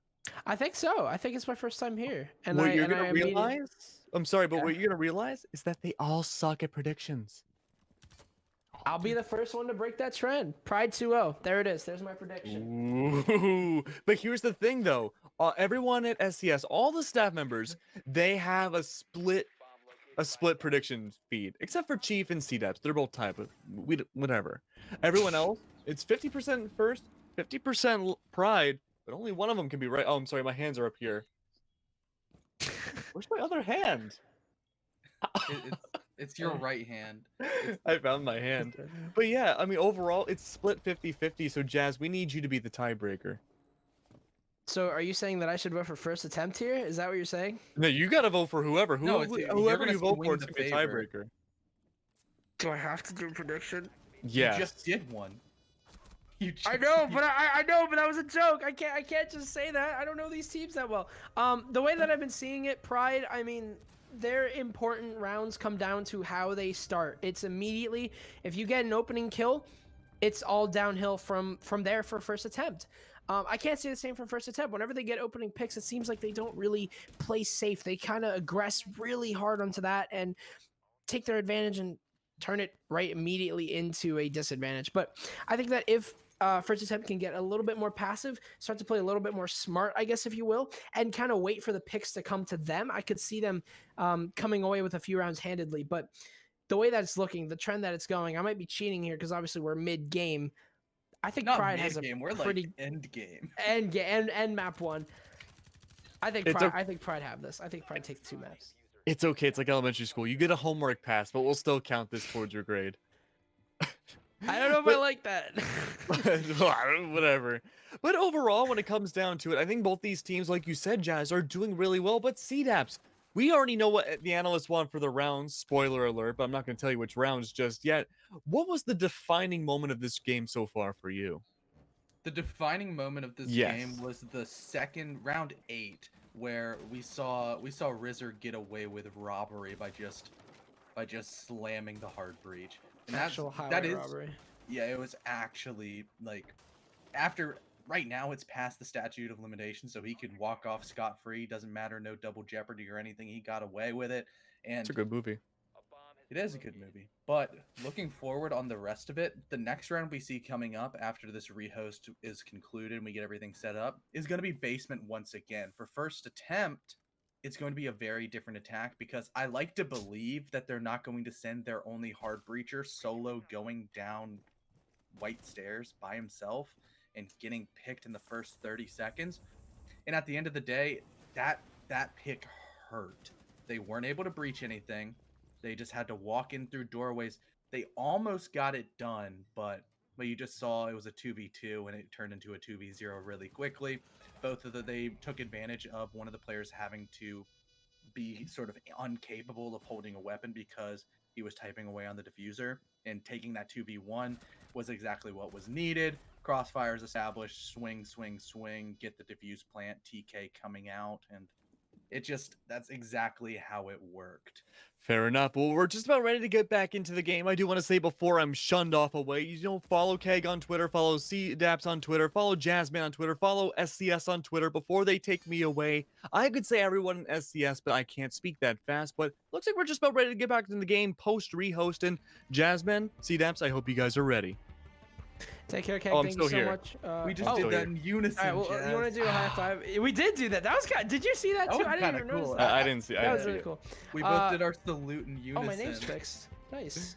Yeah, it's been fixed. It was never. Oh, there we go. Bye. Bye, Keg. Keg has disappeared from our screens as we will head back into map number 1 out of 2. And right now, Pryde really on the upper hand at this point. 4 rounds in a row. As you can see, my math is not on point. I've mentioned this. But Pryde, I mean, what's stopping them right now? Rizzer and Samuel are both having field days, and add Michaela into the mix, and she's just gunning kids down. First attempt. They're going to need 2 attempts moving into next map, obviously, because this isn't looking too hot from them. It seems like Kafe is done and dusted, but then again, gotta give credit to them. It's only a 2-round gap. It can all switch at the flick of a switch, but honestly, that's up to them. Let's see if they can do it. Yeah, I like to think that maybe we'll get overtime. Maybe first attempt is going to be able to bounce back, but they have not gotten an opening engagement on their attack yet. Their entries, Bloom and Casper, have just, it's like their mouths got sewed up. It's just like, thread keeping their lips together because they've been utterly silent. They really haven't been able to get the initial pressure, and Pryde has just had the man count advantage for the entirety of all the rounds. I don't think first attempt has ever had a man count advantage at any point of any execute. And on a map such as Kafe, where you have strong anchoring play coming out of Oni and Mac, it's so hard to overcome just the amount of crossfires and the amount of bullets and the amount of utility that's getting dumped towards the back end of the map. Utility. I mean, that's just the game of Siege right now, isn't it? And we've seen it, and just how crucial it really can be. A lot of these rounds are being won not only by opening kills, but how utility is handled. With the loss of utility like hard breach and C4s and all that stuff, they've been put to great use. But whenever those players are dead, it really does seem like the rounds just shift dramatically from what they're expected to be like. I mean, especially C4s. I mean, we talk a lot about deployable shields and how important they are, and how deployable shields kind of dethrone C4s for the best gadget. But honestly, this has been a very C4 heavy game from both teams. So utility has been a very important factor here. Getting rid of it, clearing it, and getting challenged with said utility. Very important stuff. We see Samuel challenging Bloom and getting away with an opening kill. And I say getting away, but when I say getting away, I mean literally on 10 HP. And he's going to have to rotate back into sight if he even hopes to live past a second of his lifespan. Let's see if he's able to rotate. I think he's got himself down safely, but let's see what he can do. Last time Rizzer was on 1 bullet of HP left, he was able to conquer quite a bit of the round. Speaking of Rizzer swinging down the L hall, he's got 2 players to worry about whether he knows it or not, and a third might join the fray as flashbangs start flying down the white stairs as Casper looks to collapse onto Reading Room. But I don't think Casper knows that Rizzer's right behind him. It's going to be a freebie here for Rizzer. Will he get refragged? That's the most important question of this entire map, is will Rizzer get refragged? Because if not, Pryde could send us to map number 2 scot-free. Let's see what they can do. Once again, opening engagements going into the hands, but Rizzer might have known earlier, but didn't know there, as Bait's going to put him 6 feet under. Answering back, trying to stop a little bit of the bleeding of the attacker, but it's just still not looking too great. Both your entries, all that utility is gone. Those Malusi Banshees, as well as the Maestro Cams, will remain impactful going towards this execute. One plus side on the side of first attempt is they don't seem to be going for the front side execute. There's a shield, there's some ADSs in there that they won't be able to burn. But they're just kind of saying, screw it, we're going to go somewhere else. We're going to go for the freezer backside white push. Oni, all the way on red stairs, could go for a flank all the way up, as he's going to get knocked straight into a wall by an air jab placed by Jewel. But still, 30 seconds left, and they haven't started pushing in towards sight. Sure, Jewel is all the way over towards Whiskey, knows that somebody's probably in Harry Potter, as the smoke canisters are going to stop out. It's the bench from above, as Bait's going to pick up a kill with the SMG-11. SAS versus SAS coming through and evening the man count, all at 3. But the time isn't in their favor, only 12 seconds, and they need to just sprint in. They're going to walk right into the loving arms as a nade is going to go and down out Mac. This could be it, as BK is going to pick up the finishing touch. Sam, still alive, knows that there's people. Somebody vaults on top of him. He's going to be able to pick up a double kill, but it's a 2v1 situation. No HP left for Sam, his first attempt. That was a Charlie Foxtrot of a round. I'm not even going to lie. That was a cluster enter expletive there. And yeah, that's all I'm going to say. That could have been something very different, but now we sit at the dreaded and fated round number 12. It is the round where you either take it or leave it. Let's see if we go into overtime. Am I right about that? I'm not sure. Is it overtime? Am I right about that? Infinite overtime. No, infinite overtime. Infinite overtime. Infinite overtime. Yep. Oh my goodness. Well, who knows? Maybe this isn't the fated round 12. Let's see what happens. Will we be sent into infinite overtime, or will it be Pryde to lock out the round and round out my prediction? Which I'm not going to go off of too much. I don't know these teams that well. I'm just saying Pryde because, you know, they were like winning. So just take my word for it. Let's see what happens though. As Pryde, they're on the most important round probably of this entire series right now. Yeah, it's do or die coming out of the first attempt roster, but the same can nearly be said for Pryde.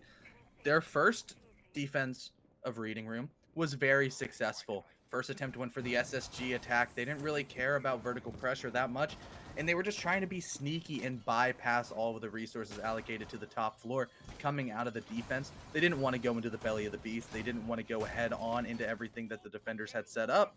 So they just they tiptoed their way into piano, put an air jab on it, blasted away a little bit of the floor to remove Oni out of train, and then started trying to hit sight.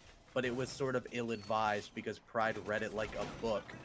You know, they just kind of started swinging everything. They knew everybody was going to be towards the bottom of the red staircase. They took pillars control. They just kind of stalled out overall, not able to get inside the dining bomb site where they most likely wanted to go for their execute. And with only 10 seconds left, the time management wasn't there. And there was somebody by the name of Michaela just sitting there with an Alda staring at a doorway as a flurry of attackers walked right into her loving arms. Well said. I mean, honestly, Michaela has been a monster with the Alda. Although the scoreboard doesn't show it anymore, she was doing excellent on that support role. And I mean, not to take away from both Rizzer and Samuel, who have also been putting up numbers. But let's see what first attempt can do here. A very crucial round from them where they can finally show what they're worth as they look to clear out the top floor. Last time around, they weren't too successful with this clear. They didn't manage to take all of it, but it seems like they won't have much challenge as Rizzer is kind of back and forth right now, deciding whether or not he wants to hold up top, as at the moment, Samuel's the only person sitting there. But you can't doubt Samuel. He's been a fragging machine, and he also has a C4 just to add on to it. Rizzer coming back to a position that he very much favors here, swinging into piano, and Let's say Casper and Bloom down at least about like what 10 HP, 20 HP. So good start there, I guess. Not getting his life traded out, and it kind of gives first attempt that aura that there's a threat just sitting right around the corner at any time that can swing them. That might just be enough to cut a few seconds out of the attack. But first attempt so far, really good start. They've gotten themselves into not only Piano, but also start to push into Nubak. You have to be really careful about that one, as Samuel looking to chop some heads off the guillotine of the team. C4 coming on out here. I don't know if it was shot or even popped to begin with.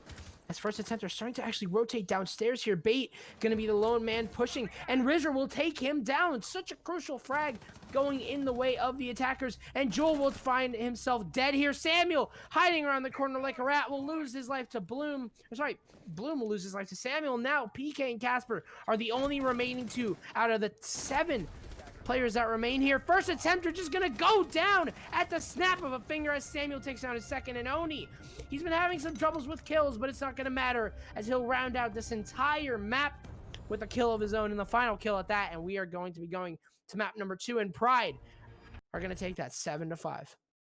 Yeah, really well done by the Pryde defenders to show face really heavily towards the beginning of the round, fall back just a bit, read into the rotate due to the plethora of intel they had from the cardiac sensor of the pulse and a couple of cams, and then push back up and reclaim the areas that the first attempt attackers had vacated and use it in their unexpected ways, sitting in a corner, getting up free kills, and just the entire kill feed ran orange, allowing Pryde to take it and prove me wrong. Really well done coming out of that team. Yeah, proving you wrong, Connor. Yeah.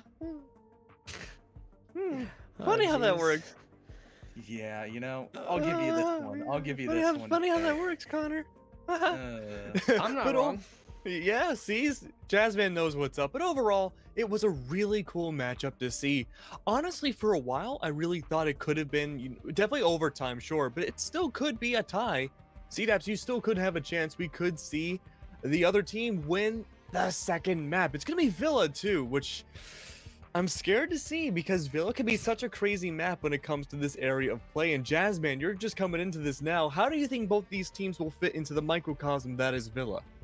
Well, Villa can come down to a lot of things. It's almost similar to Kafe in a way where aggressiveness and map control are your two most important factors. Pryde obviously coming off of a 7-5. It's not close in first attempt. They showed their weaknesses and their strengths, but I really do think that this could be first attempt's bounce back because it's a much larger map and they've shown to be pretty decent when it comes to map control on a defensive side. So once first attempt find themselves on that defensive side, I'm not sure if it's first or if it's second, but I think that's when they'll find most of their rounds. Let's toss it over to people who know a little bit more than I do about this league because I'm small brain, I'm monkey brain. CDAP's actually been incredible. That's all I gotta say.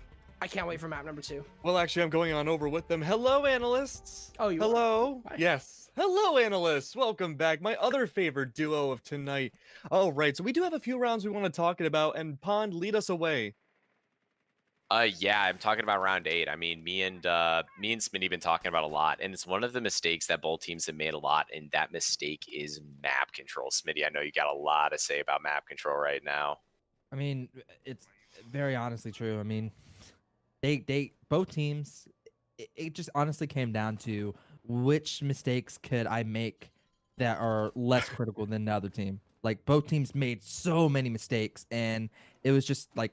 One, they were overextending. They didn't have the proper map control. They didn't have the proper vertical pressure.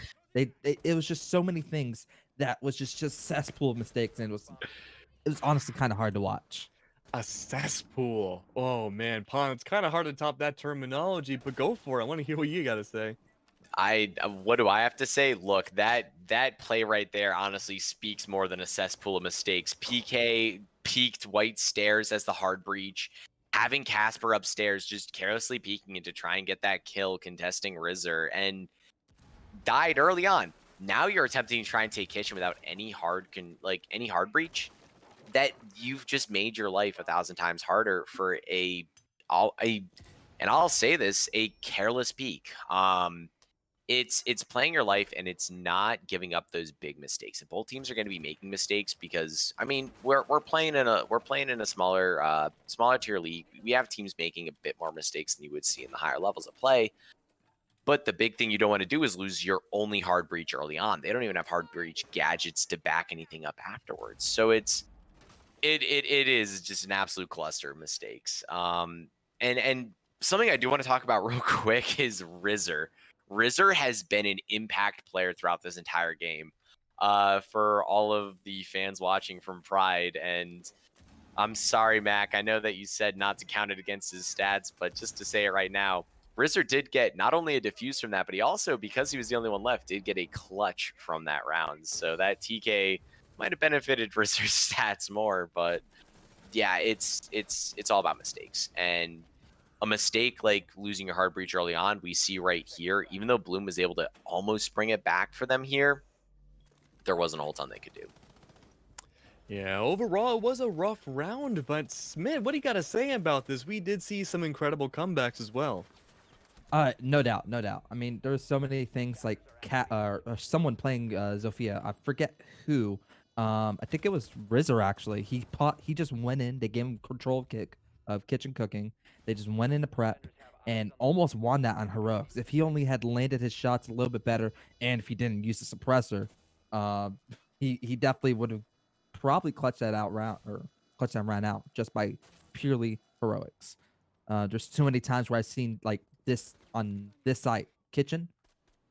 They just left kitchen cooking control open. Like the attackers just able to waltz on in and dance on the floor of the kitchen and get that place all scuffed. And they were able to plan off of it, make some mistakes. The only reason why when the attackers they gained control of the site and they planted, they just weren't set up properly to defend the post plant, and it ended up, just messing them up. Yeah. Well, let's talk about round number 9. We have it on a very unconventional bomb site that's becoming a lot more conventional. It became pretty much unheard of into a tertiary one that's now a staple of Kafe. Smith, what was going on in round number 9 that made you guys want to choose it? Honestly, it was obviously the big plays from Mac, like that freaking when they just kept funneling through from library door, and he just got that epic 3K, pokeballed one of the players over there. It was insane. It was good play. And it was just the fact that they were taking too long to prep the attack. Like they didn't have top floor control. That was partially why it resulted in a delay of the attack, and it made 1A had to funnel through in library door, and that's why Mac was able to play off their mistakes. Oh man, let's talk about Mac for a second because she did such a great job through every single round, I would say, on the defense. Pon, what was going up with Mac? And, they are a sub too. That's not the main roster.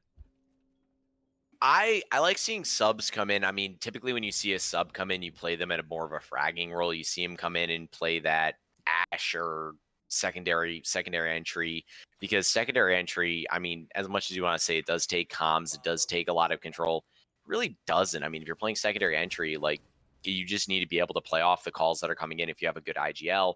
Mac came in, and I believe Mac was IGLing them too as a sub coming in, was playing that anchor role, playing that hard support role. And this part right here that is playing on screen right now is why I like Mac coming in. Mac able to get that first kill, keeping composure, throwing the nade, and just holding left click, knowing they'll funnel in, getting those kills was phenomenal. I mean, I think Mac came in and really did make a big impact, even though the stats might not have been, off the top of my head, I don't know Mac's stats super hot. I believe that she had gone positive throughout the entire map. We saw Rizzer really lighten it up on those stats there with the clutch and the defuse, and also just being an absolute rat on defense and on attack. I mean, the calls coming in for Rizzer to make some pretty rat plays where he knows where players are not playing will just kind of push on in. Like, oh, kitchen, like they're not contesting bakery right now. They're not contesting kitchen. They're not contesting kitchen cooking. I'm just gonna roll through bakery and uncontested with my suppressor, just gonna roll right in. And I'm liking those plays coming from Rizzer, but Mac has made that difference. So let's back it up for a second. Mac is a sub for Pryde's team, and she's an IGL. That is not something you ever see in competitive Siege. Smith, what's going on with that? What happened to their other IGL, and why is she, frankly, amazing? I honestly have no clue. I wasn't aware of the roster change or not roster change, but the sub till the game started, to be honest. But I can't give you any reason. Huh? An IGL of all things. That's like I don't even know what you could compare it to.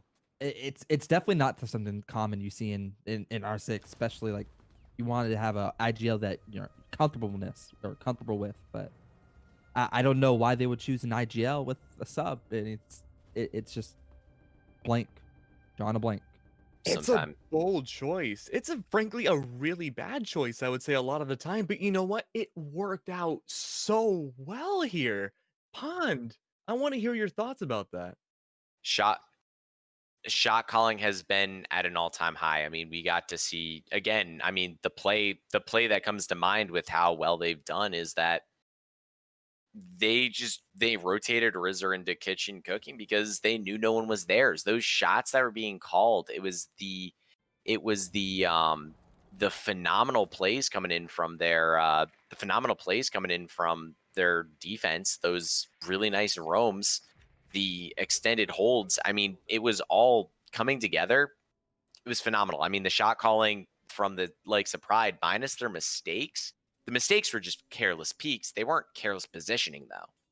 It was peaks off the intel they had. So I believe that is all the time we have for today, Keg. I'm going to kick it over to you to bring it over to our casters. Yes, let's bring back the other best duo around. Hello, casters. Boom, boom, boom. Oh, there we go. Hello, casters. Welcome back. And we're already getting into the game. So, Jazzman, C-Daps, good luck and kill it out there. Yes, sir. Thank you, Max. You've been excellent. I mean, geez, Max is excellent, isn't he? Max is great. Yeah, I love him with all my heart. So I didn't even It's notice. almost like you can still hear him. He's gone. but He's not like, forgotten. yeah, right. You can still hear his right. voice every once in a while. Honestly, I didn't even know I didn't even know Michaela was the IGL. That's literally like Matt Murray taking Crosby, grabbing him by the shirt and be like, I'm leading this team. He's not even on the Penguins anymore. He's on the Senators now. I don't like him anymore. I actually never liked him to begin with. I'm from Pittsburgh, if you can't tell. That's how Yeah. passionate I am about Where is hockey. it? Like right over there. You can see mine. We're both Pittsburgh fans. Like over there, that's my Steelers corner. You can see. Yeah. Sir. We'll do the fist bump from it. Wow. Okay. Blackbeard. Well, Okay. yeah, Blackbeard. Yeah. That just left field. That was a very left field ban. I don't think anyone was actually playing Blackbeard on the side of any of the teams.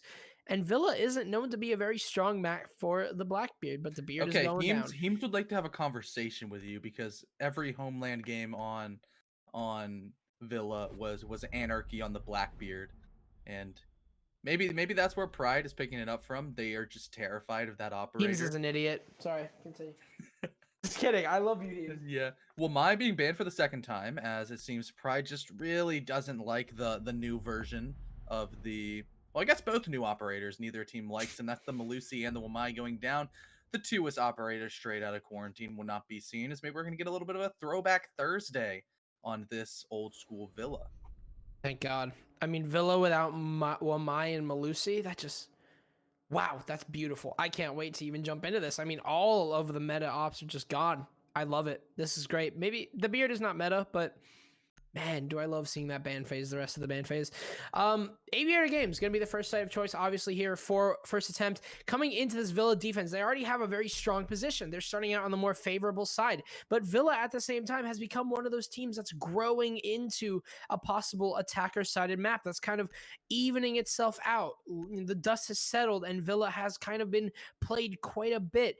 So let's see what they can make do of this defense, because first attempt, they really need an important start to just spearhead the rest of their game, because last time we saw Pryde take quite the advantage whenever they were on the defense. Yeah, I mean, with the way the bans have gone, the Maverick is still up, and you have a Wamai and a Malusi gone, could be indicative of, like you said, maybe a little bit more towards the attacker-sided facet for this Villa. And Pryde starting off on the attacking, it might be a good omen going forward for them, especially because they're very confident. And when you have a map such as Villa, sure, this is first attempts pick, so I'm going to expect them to be strong.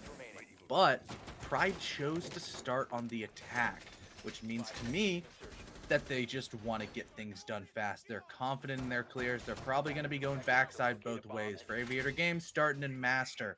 for Trophy Statuary, starting in Study and going horizontal, taking a lot more map control on their horizontal push, and arguably taking sort of the path of least resistance as opposed to just being heavily contested inside Study. They're going to be feeling a little bit less pressure as they go on their leisurely stroll into 90, where the action will start ramping up. Definitely, and you can see the drones coming out here from the rest of Pryde, and a lot of the shield placement is going to be adjusted towards where First Attempt is going to, or sorry, where Pryde is going to push. These teams are very new to me, so excuse me for what I might say that's incorrect. But 90 right now is not being held at all by 1A, and they're focusing a little bit more towards Study. I mean, the shields, the way that they're angled, and the fact that there's literally a player sitting inside of Study kind of gives you that indication that Study might be the safe haven here, but Bloom actually might be using it for a different reason. Gonna challenge an angle that isn't expected onto what is called Zombie Door by many. That is currently where I believe it is Samuel. That is where Samuel is sitting. That's where his drone is. It's that little archway. It's the doorway between the arch and the door into the site. In case you're wondering, if I say zombie, that's what I'm referring to. Bloom now going to get heavily contested right now as the windows are open and the doors in Bloom. Just a literal crossfire, a 90-degree angle in those bullet trails. But Joel's going to get a refrag here onto Oni as he looks to utilize the 1.5x with the Warden, newly acquired by the Warden, collecting sites to his arsenal. And let's see what he can do with that. Obviously a good trade. It's going to put a little pressure on Pryde, who are trying to get Study under their belt. Yeah, Jewel still at the top of main stairs over towards the back end of Classical. Could be swung by Sam, but the intel is not quite there, as Michaela's going to try to breach open and make Vault an unplayable spot. PK still behind the bar, locking down towards, I believe you called it Zombie. I like to call it Skull Door. Jewel just sees somebody run back and forth, just holding some trigger discipline, wanting to deliver the decisive blow, but it's going to be Rizzer ripping the head off of the Warden as a stun will reign true. 40 seconds left, and this execute is starting to get spicy as Dylan is starting to tap away on that diffuser. Mac able to drop off Casper, leaving it all up to PK and Bait, but the Nitro Cell coming out of the Goyo will stop the diffusing process. 2v3 situation. Smoke canisters are going to make it delayed just a touch. The diffuser can't be recovered yet as the pinch coming from Classical might just take out Bait, and Sam's gonna pick up the final two. Pryde with a wonderful attack take the lead on Villa with their preferred side of the offensive. Really good stuff there from Pryde. Wow. That was really unexpected, I won't lie. That attack was just out of the blue. First attempt. They're really starting to struggle. Immediately coming into Villa. That's a site that's very favorable to defenders down and out, as they're going to need to go back to it again, hopefully to recover yet another round, and if not, you might just lose two. So Pryde still continuing the upper hand that they had going on with the match on Kafe, where they really showed themselves to be a very strong team. Doesn't seem like that pattern is changing anytime soon. Obviously, we're not too far into the game.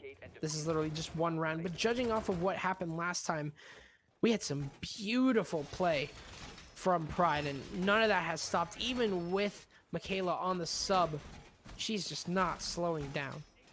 She's literally not slowing down.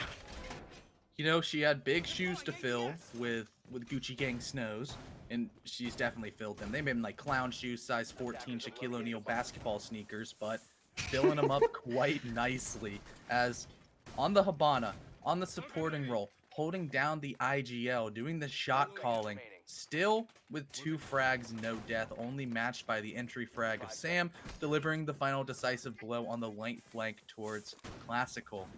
Really well done, as the split push was masterfully executed. They went and got 90 control. The side of first attempt wasn't really contesting over towards the northern side of the map, all the way towards Master.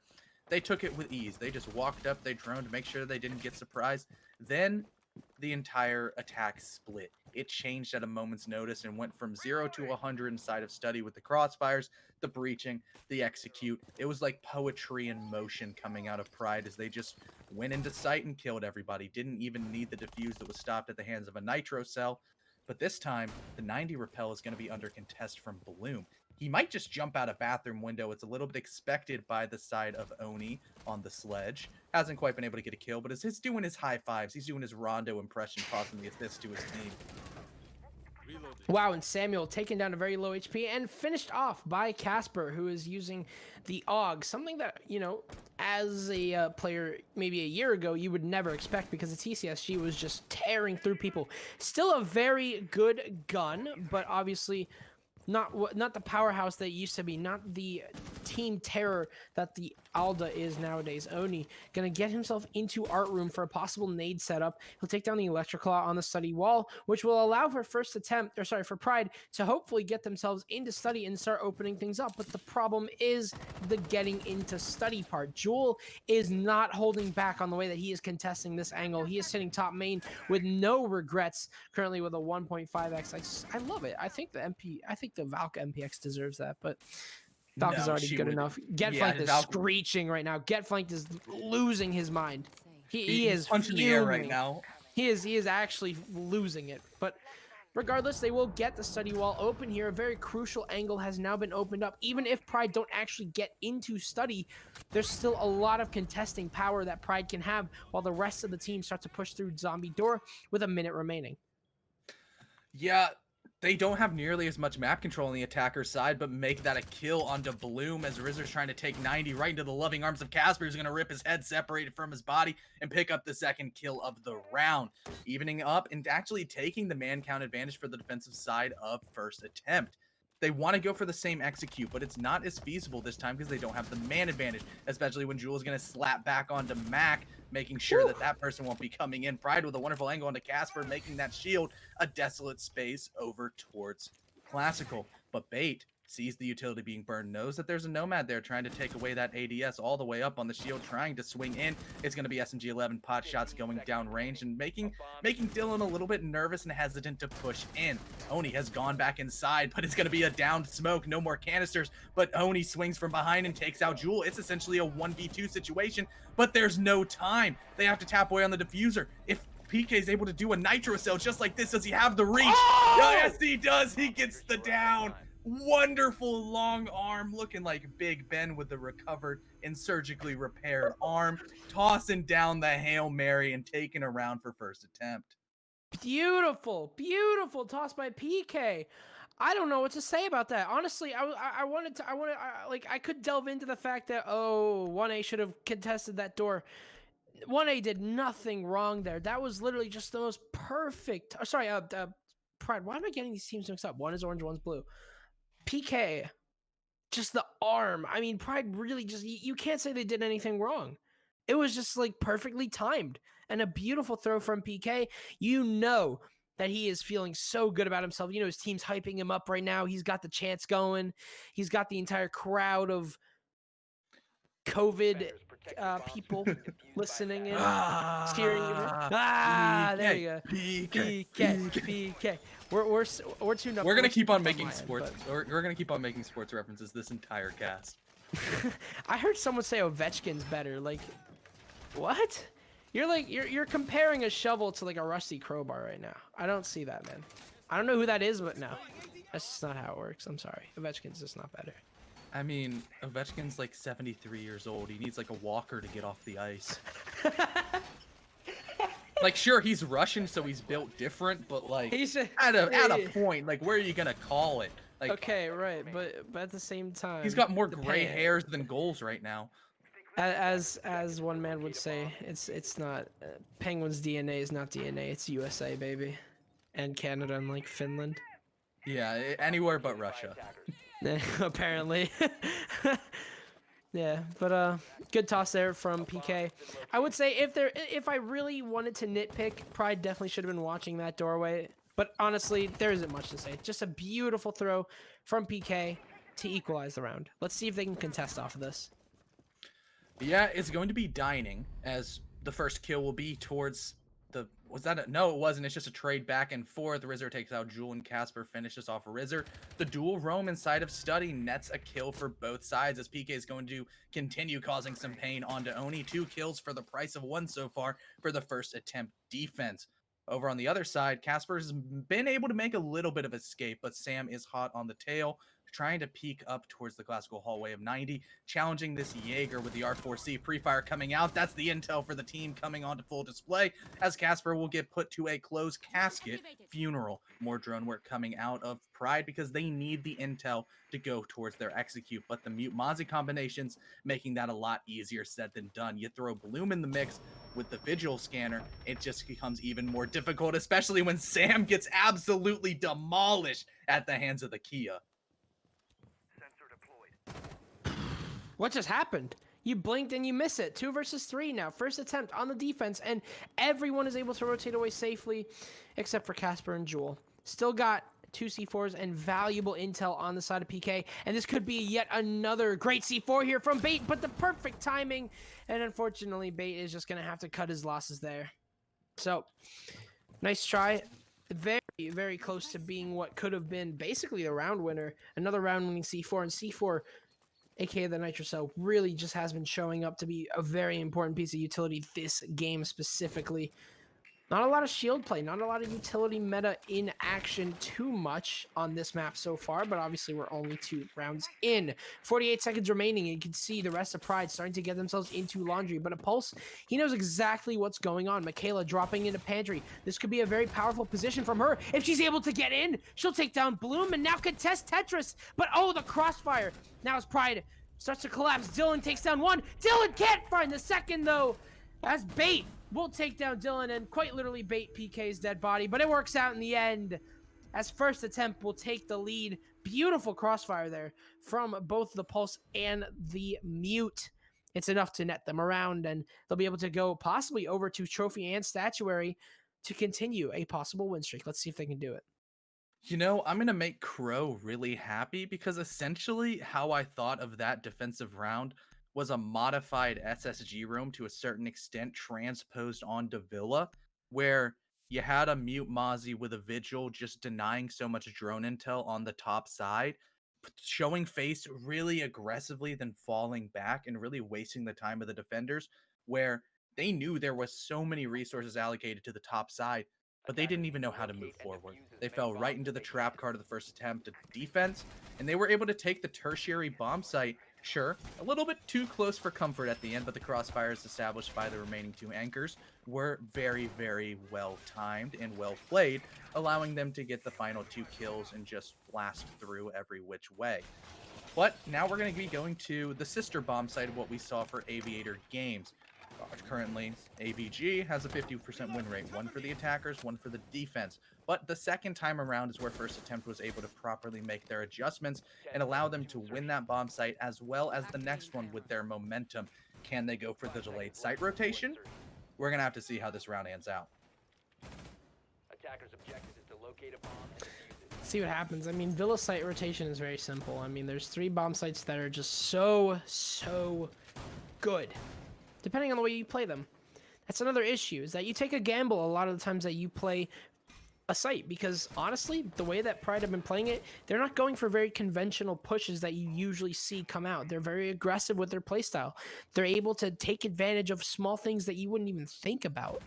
Vertical angles is one big thing that Pryde have shown to take quite good advantage of. But right now, first attempt, they got crossfires up the wazoo. I mean, their crossfires are beautiful. They're so well placed, and they always net a frag. That is one thing that first attempt have done so well. And the NAL caster Stokes is currently smiling in his chair, as he's the one that developed those strats. Maybe. I mean, who knows? I'm not on their back end. But yeah, first attempt, very good crossfires, and that usually means very good communication and very good teamwork. One could assume that. So first attempt looking very poised to take the second and final map. Let's see if they can do it as Pryde start to get themselves into the top floor and push in through Boar and Lamp Door respectively. Yeah, Jewel still locking up with a couple of bullet holes towards that doorway you just talked about, right next to Split, and a pre-fire could come in, but it's the pre-fire the other way, as Sam's gonna net him a free kill. Every ranked star knows that strat. Every ranked star pre-fires that every single time, just like Bloom's gonna take out the X Kairos pellets and deny the hard breach utility of Pryde inside of Master.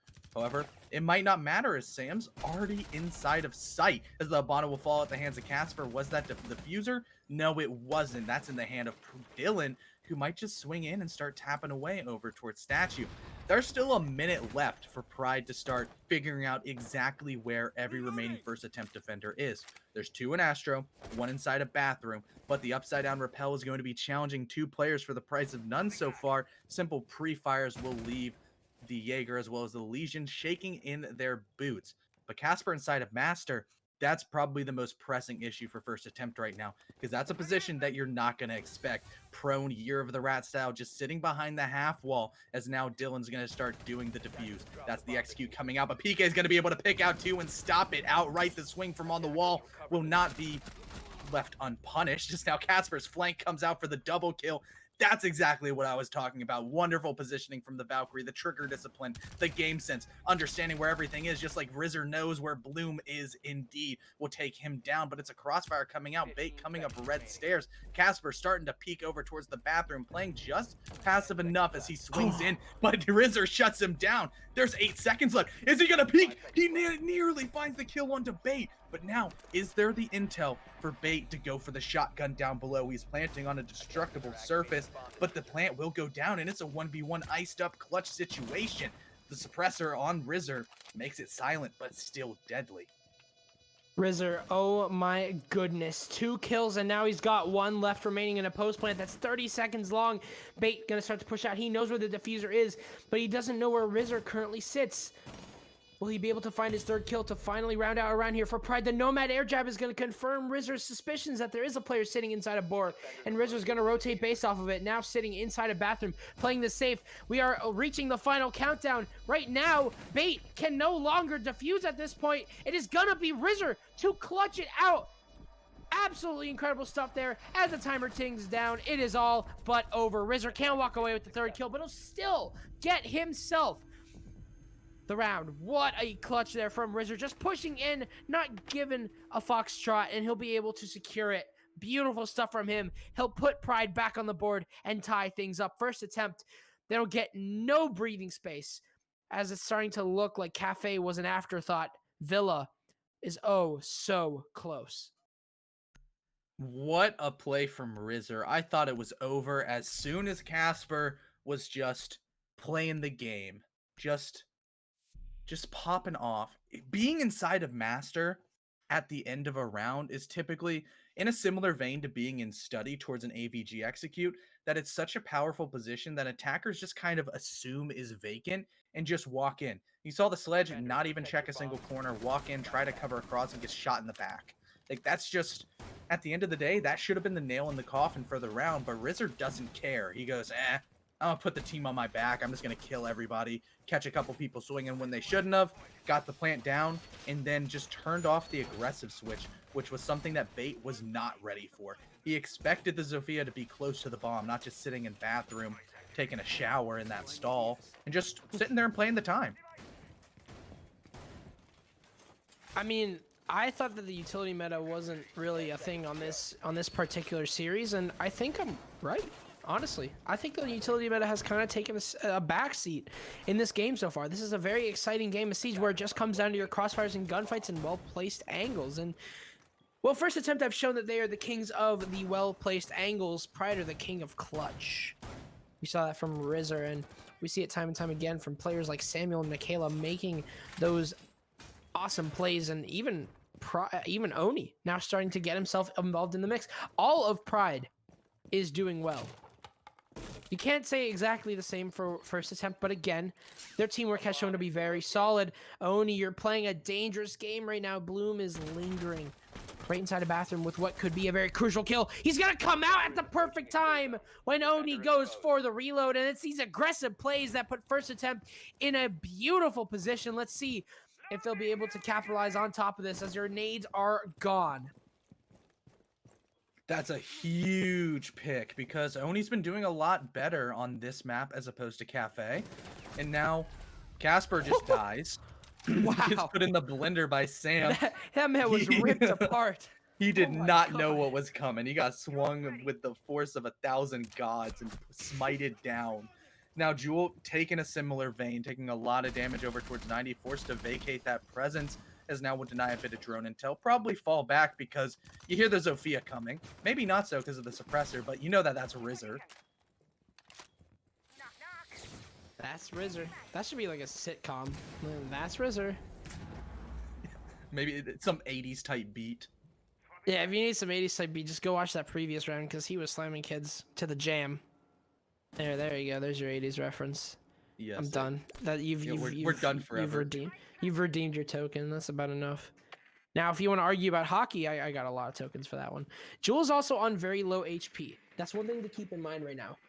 First attempt, they have a very aggressive player peeking, but he's not exactly a bullet sponge right now. A little bit of bullets to the body, and he goes down. And that could be a really good opening point for Pryde, who want to get themselves in. Flashbangs coming on through the zombie door. You get to see 3 players primed and ready to possibly execute. As Samuel on the drones here. Michaela also on study repel, kind of just leaving first attempt stranded. They're stuck inside of the site. And Michaela's also has these angles. They're not very big, albeit, but could definitely work out. Dylan losing a lot of HP here.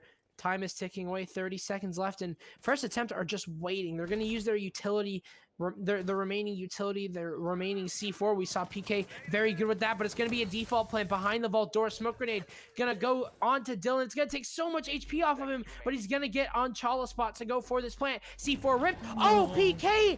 A valuable C4 has just been missed, and the diffuser will go down. Bloom will take down Michaela, though, but he'll get immediately traded out by Dylan.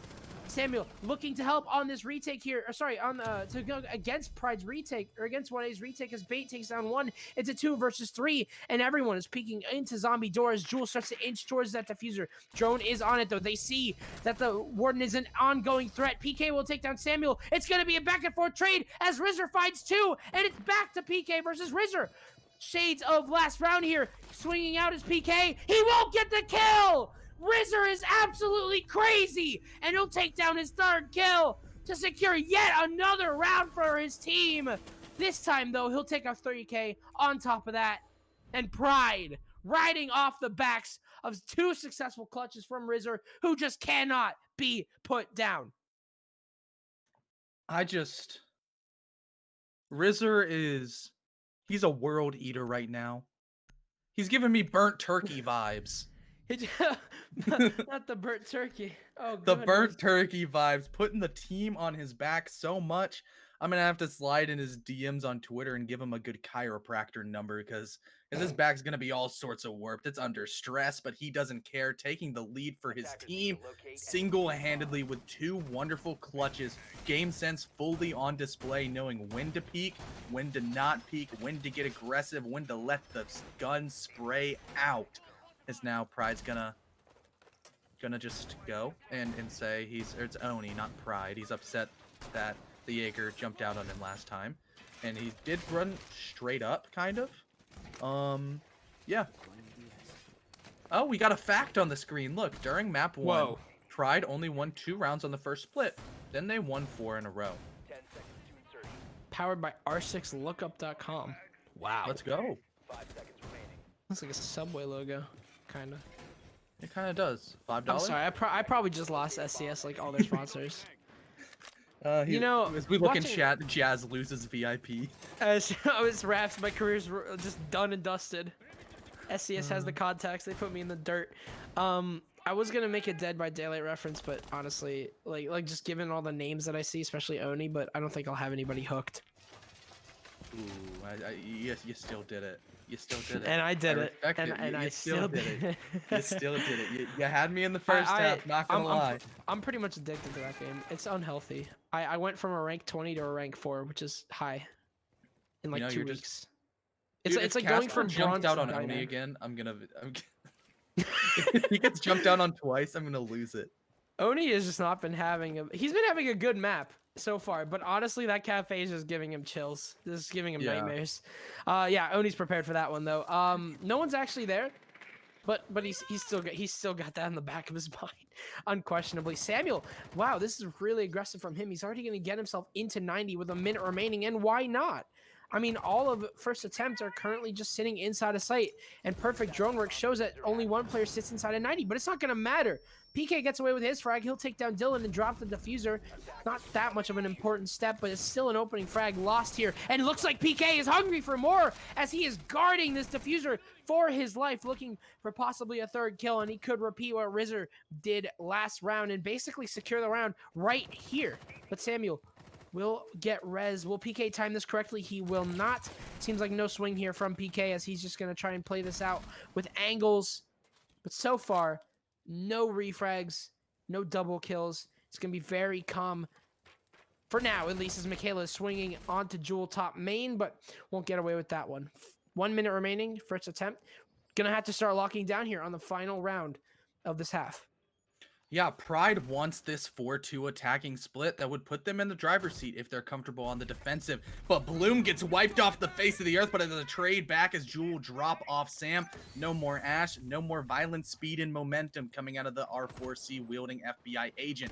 Michaela upside down sees a bit of a swing, but that's what Oni's going to do onto Casper down below. No nitro cell from down under, denying the plant as Oni takes first floor control and might start pressuring up main with only 30 seconds left to go. That's the magic number, however. That's what's telling Bait, hey, I gotta throw my toxic babe canisters. I'm gonna lock down that skull or zombie window as the Zofia of Rizzer just is the gift that keeps on giving, and it's giving his teams a whole lot of frag, mainly one onto the Warden of Jewel, leaving it in a 4v2 situation. But the time is not into the favor of the attackers. They need to get in sight 5 years ago. They need to start putting in the pressure, but it's gonna be flurry of kills back and forth as Rizzer and Pryde take off the heads of the remaining members and take another wonderful attack to get the 4-2 split. That was not a result that was expected. Honestly, I was expecting this score to be literally the opposite. Oh my gosh, Rizzer. Oh, you know he can trash talk because like he's 0-2 for 2-0 for clutches. That man's cost is through the roof right now. But regardless of Rizzer's, whether you call it necessary or not behavior, 4-2 in the favor of the attackers. That is something that I was expecting to go in the way of first attempt. I thought first attempt we're going to have this scoreline, but right now it is looking very dangerous for them as we move on to half number 2 of map number 2. Pryde now on the defense. Again, your quote-unquote more favorable side after so many failed attempts from first attempt of this Games and Aviator bomb site. Will Pryde be able to get one round for themselves on this very bomb site? Okay, but the thing is, the way the bans have gone with the Mavericks still being up if they wanted to breach, as well as Malusi and Wamai, I'm not super surprised that it went a little bit more attacker sided, but like I expected a 3-3 maybe, not a 4-2 for the attackers. Pryde looked sharp. Or I guess Rizzer looked sharp. Rizzer 9-2, just popping off to the highest degree and playing out of his mind right now. And now he switches one Polish operator for another as he's going to go for a spawn peek, a couple shots down range, not letting any damage go off, but more so instilling the fear of God into the first attempt attackers that, oh no, he went from one Polish operator to another. We have Rizzer on a heater running around with a Scorpion. Let's see what happens. I mean, he's been an absolute menace with these polls. With these, what are the last names? Sophia, Bozaks. I always remember because of the Nordic player who actually did main L and Zofia for a short period of time. I'll never forget, I guess, because of that. Bozak's watching. I don't think he is, but I love you. Anyway. I think what first attempt really had going against them was the fact that Pryde were just so aggressive. While you do say that the bans favor the defense, which is true, I'm not disputing that, but it's the problem of aggressiveness. First attempt showed that they can be a very explosive team, but whenever they tone it back a little bit too much, they're going to get eaten alive by Pryde. Now they're going to have to be aggressive as they are the attackers. Let's see if they can hold themselves together, as attack is no easy feat. But again, like you said, with no Wamai and Malusi, which by the way has just been a blessing because of this series has been just so good without them, without this utility stuff going on too much. This has been a very interesting series. so far. Jewel, he's caught in the middle of a crossfire, whether he knows it or not. Oni and Rizzer just holding down board door, but you can see on the bottom of your screen, somebody's looking to challenge him here. That is Casper sitting bottom red, and Casper looking to take down his own sister, and he will. Rizzer's going to be the opening opening death here as Casper gets traded out immediately. Great trade here for Samuel. C4 tossed, will miss its mark, but the trade is successful. Really good stuff there from first attempt to finally take down that Rizzer, who was just pressuring so much time. He's going to force Oni to rotate off, and Samuel will just be the only man basically swinging and challenging this. I think this looks pretty decent for a first attempt, had the time not been 40 seconds, because it's ticking down. Yeah, they are going to confirm the location of the Valk in the default plant spot, but there's also a Maestro Cam feeding him an intel saying, there's somebody swinging, you start pre-firing and let that MPX ring the song of death over towards the remaining attackers. PK's on the other side of the map. Thankfully, he doesn't have diffuser. I think it's dropped right outside. It's over towards... They don't have it. They need to go back and get it, and that's going to be more of a time crunch. Maybe a miscue coming out as Oni's going to be able to take out PK. No more ace. It's attempted refrag over towards Classical. Will finally land, but is it too little too late? Them all to start springing. It's back and forth. Sam picks up a double kill as Dylan lands the last one. Bait with the headshot will fall down, and Pryde win a hectic defense at the hands of a miscue of leaving the diffuser in a doorway a couple of feet away. It's just the small stuff like that that can really change the way that a round is played. But Pryde, I mean, this is not the scoreline that you want to be seeing right now. It's a 3-round deficit, but you have to keep in mind Pryde only need 2 more defenses in order to secure the entire series 2-0. My prediction will be right, but that still doesn't make me happy. I don't like seeing any teams lose, and 1A right now are just unfortunately on the suffering on the end of a beating. Is this really what we're doing that now? We're doing might as well before, you know, Neon Dawn or whatever, burning what is it? Neon heat something. I don't know, it's whatever the season is. Neon Dawn. Neon Wave? No, that's Neon, Steel no, Wave. it's not. No, Neon, that's Steel Wave. Neon Is it Neon Dawn? Dawn? Dude, I just need to stop second guessing myself. Yeah, even Henry agrees with me. Shout out to the GOAT, Henry. This is the first time he's man. observing alongside me. Henry does really well. Oh I yeah, like Henry. absolutely. Henry, Shout out to you're killing it right now, my man. I don't think we could say that a lot. Obviously, as casters, we don't tend to like credit the observers and producers and analysts. I mean, there's so many roles I have to list off here. SCS is a lot. So, 5 seconds. Yeah, we're just gonna watch Mac go for the spawn peek with the Tachanka. Let's see, Michaela playing the operator before he's about to be literally the most broken. Jeez, man. Let's see what happens, Michaela. I'm getting Russian Badger vibes in the and flipping the helmet down and everything from Raleigh. Yeah. I remember that the crowd exploded. I was there. That was insane. It wasn't even that cool. I mean, it's a Chanka meme, haha, like Reddit funny, but it was kind of cool. Well, let's see what Michaela can do. Yeah, she already packed up the turret and is dipping. You know, still has a very, very underrated weapon on the defense in the form of what the 99XIVZ. I actually know this one, 9x19 VSN. There you go. I was just gonna start naming off random letters like it's a auto-generated strong password from Google, but you did it a lot better than me. So coming forward, for once, first attempt is going to be breaking the narrative of what we've seen out of every attack coming from the backside.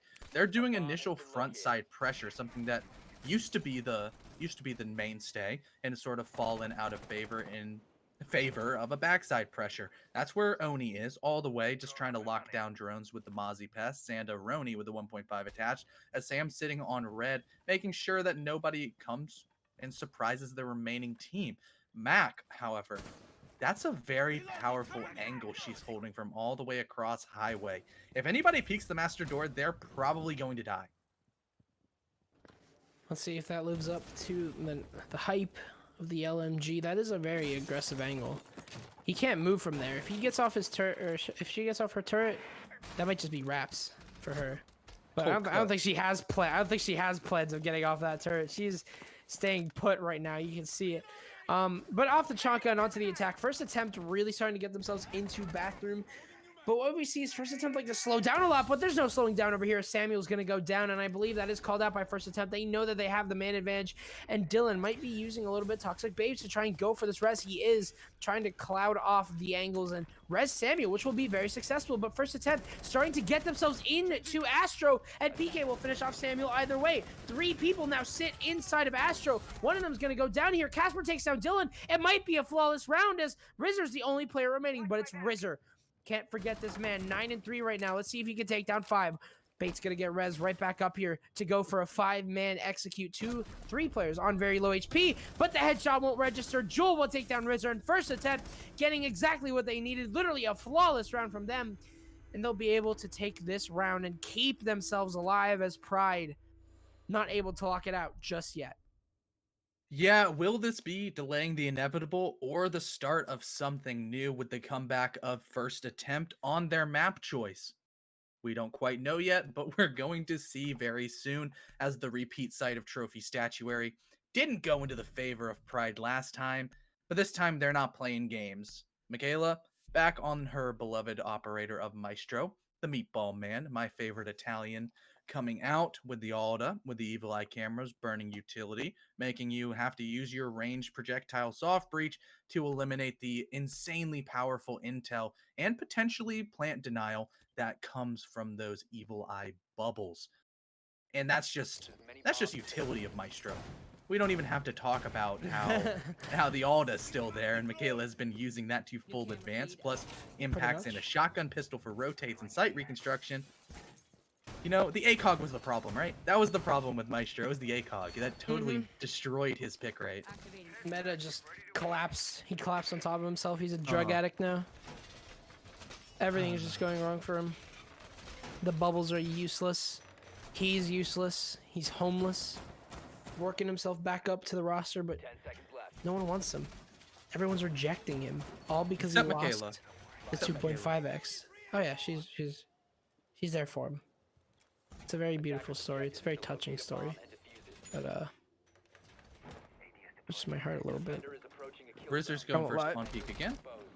Pre-fire, won't net a kill, as his timing's a little bit off. You know, he's going too early, or I don't know if the Pryde or the first attempt attackers are just like, we're gonna sit and spawn. You know, everybody hands up, do 5 jumping jacks by the time the round starts, so you don't get spawn peeked. And you know, you get the blood flow, and you get your wasties and your flicking arm all nice and going. But I've been doing 100 jumping jacks every day. you Why? expect the grind. I don't know. I actually don't know why. I just think it helps. I don't know if it does actually. Wow, Oni. Okay, so he's not subtle at all on this one. He is just sitting inside of the basement right now, and we saw this was Casper's entry point. He's kind of like connecting the dots right now, being a little bit investigative.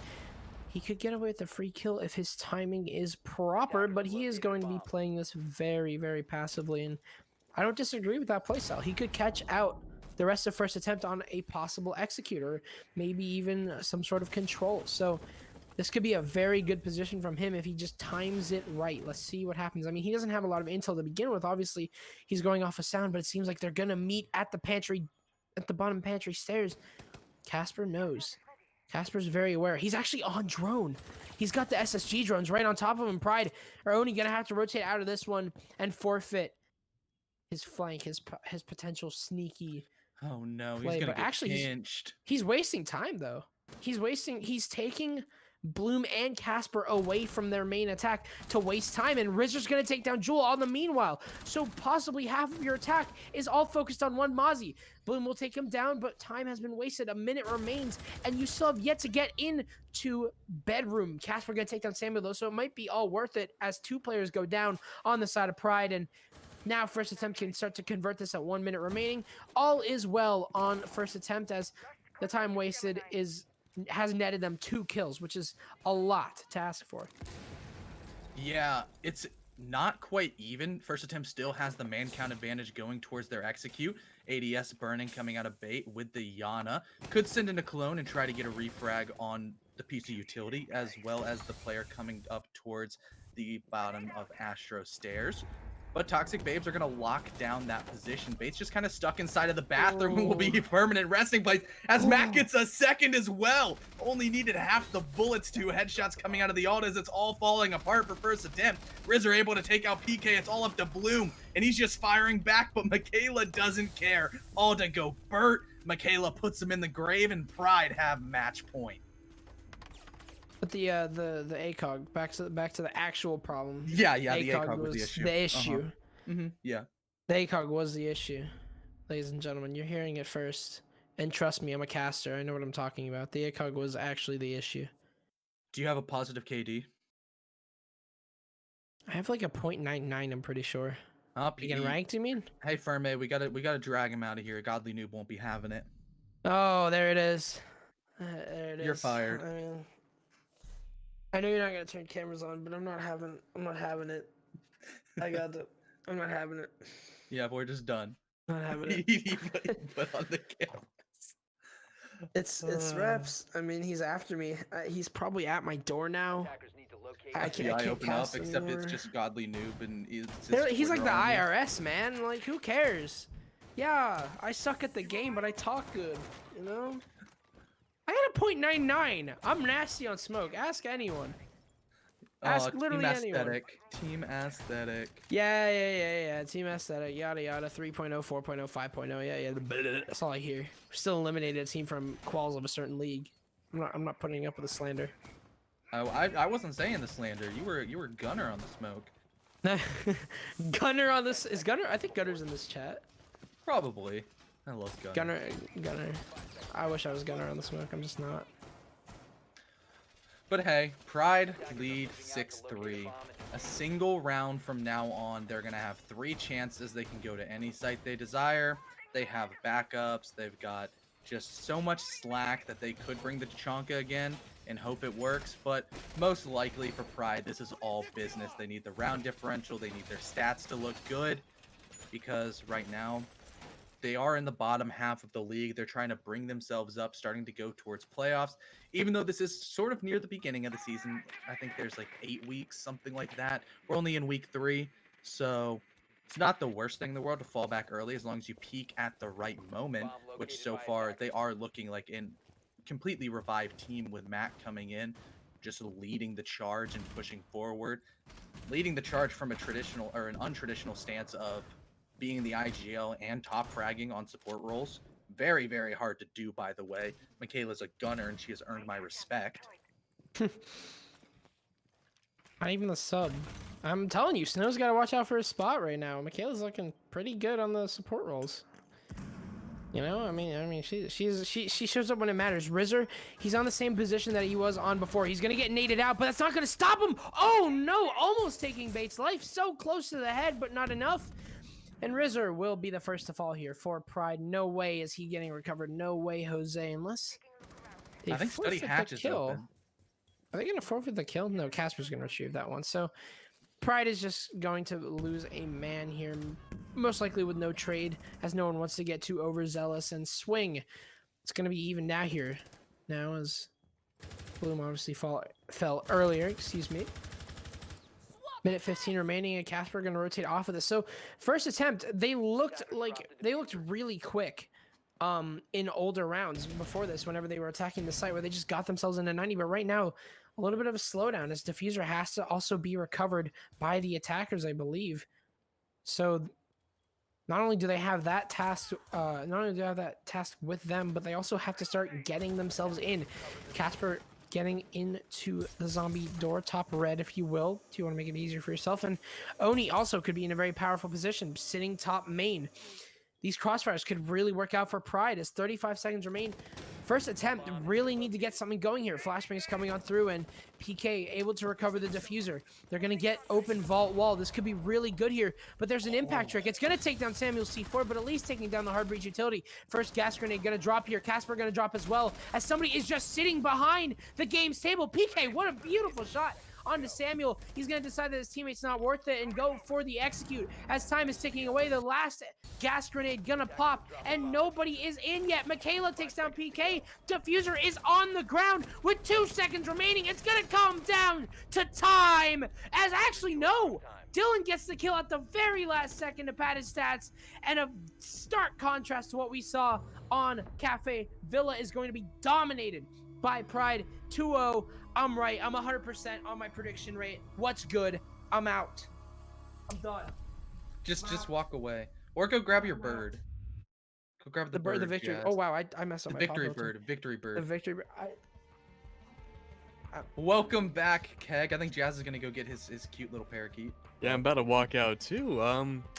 So CNAPs, how about that tie? You know? Yeah, it was a great tie, huh? I'm a man that knows when to concede defeat. You know? I guess that makes you pretty Rizzer- prideful, huh? You know, Rizzer's a world eater. That's just at the end of the day. Rizzer And you choked. Rizzer just, you know, I thought Rizzer was right here, and then Rizzer was just like, I'm up here, and just obliterated everybody. Villa was his map. He knew it like the back of his hand, and was just sprinting around killing everybody that dared peek him. As soon as you heard or saw a weapon belonging to a Polish operator or a Polish operator, if you were on first attempt, you either like clinched up and you're like, don't peek him, or you just ran away. Like he was living in there rent free. And speaking of that, we do have a member of Pryde coming in, and he goes by the name Hello. of Sam. How are you doing today? Hello, Sam? good. How are you? What's up, Sam? All What's right, so up? we do have a few questions. I'm gonna let the casters take care of this one because I'm sure they have plenty of questions for you and your team. Jazzman, why don't you start things off?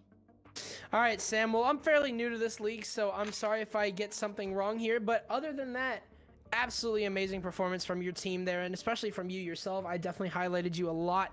I would say Kafe was your map. You really ruled Kafe. But take me through your playstyle, because obviously you seem like a very strong defender team. Kafe proved that, and Villa solidified it. So what is your playstyle when it comes to playing on defense? Like, do you go for trade specifically? Is your IGL calling the shots, or is this all just standard stuff to you? We honestly kind of run some default stuff, but when it comes to defense, we try and play aggro for the first opening pick, then chill, and then we just like play off of intel and cams after that. I mean, fair enough. It's definitely worked out for you as you've taken 2 maps in a row, and I did definitely highlight that a lot this game. On Kafe specifically, it kind of was a game of opening kills, but first attempt didn't really seem like they did that. You guys kept firm on your playstyle, like you said, just going for that initial kill, and obviously it really helped out. So good job to you guys. I guess my second question, moving on into this Villa, was it your map pick, real quick? Actually? No, we picked Kafe. Wow. Yeah, But you chose Villa attack. was. Yes. He did choose attack. Take Yeah, me through that. We like starting out attack because we like setting the tempo. I think we're a pretty like relentless, aggressive team. So we like setting the tempo, beating down their mental, and then just dominating, or hopefully dominating the defense half after a good performance from attack.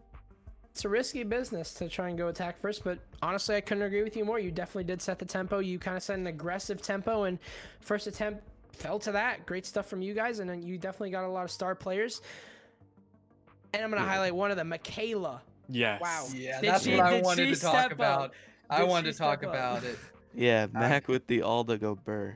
You took Yeah, I the think words. we We, all have a said lot of that questions. exact phrase. We said that exact phrase multiple times. So think- coming in, having that sub, was there any sort of lingering doubts coming forward on your first couple of rounds of, hey, we don't have snows, we're going to be trying something new? Were you worried at all going forward? I wouldn't say we were worried, but we were more so kind of like just wondering how he would play because we haven't really played game day with him, so we don't know what he's like. But obviously he showed up, and that's good. He is just honestly there whenever we need him, so I think he's a really good sub for us. He's a good guy too, or good girl. Sounds good to me. But can you describe to us what exactly Michaela does for the team, like on paper? Because we were told, or at least we assume, that she's an IGL, and we just want some clarification. Snows is our main IGL, and then Dylan, if he needs the IGL and if it's like mental's down, he'll like step up. So Mac is just there to fill in wherever is needed because he's like an all-around player, which is very helpful. But Snows is our main IGL, and then if he's not there, Dylan tries to take the spotlight for that. What would you say are the core differences between the two different IGLs? Do you think it would have made a difference today? Um, Snows like calls his shots at the start, but I think Dylan personally, I think he's a better IGL because he calls like mid round, he like sets us up. Where like Snows, like he gets us like the start of the round what to do, which is nice, but then Dylan's there to show up and have like organize us basically. All right, sounds good. I think we're just about ready to go to the analyst desk. We're gonna wait some confirmation on that. But Sam, you and Pryde have been a monster team so far. But here's the thing, though. I'm curious to see how far you guys are gonna go up on the scoreboard, and we still have plenty of ways away till the end of the season too. So, however far you've gone up today, you might go up even more. Yeah, for sure. I just wouldn't judge us off that Wichita game last week because honestly, we went into that and uh, it was just chalked. Like none of us were there. It was just not a good week for us, and I don't want teams to be like, oh my god, these guys did horribly against Wichita.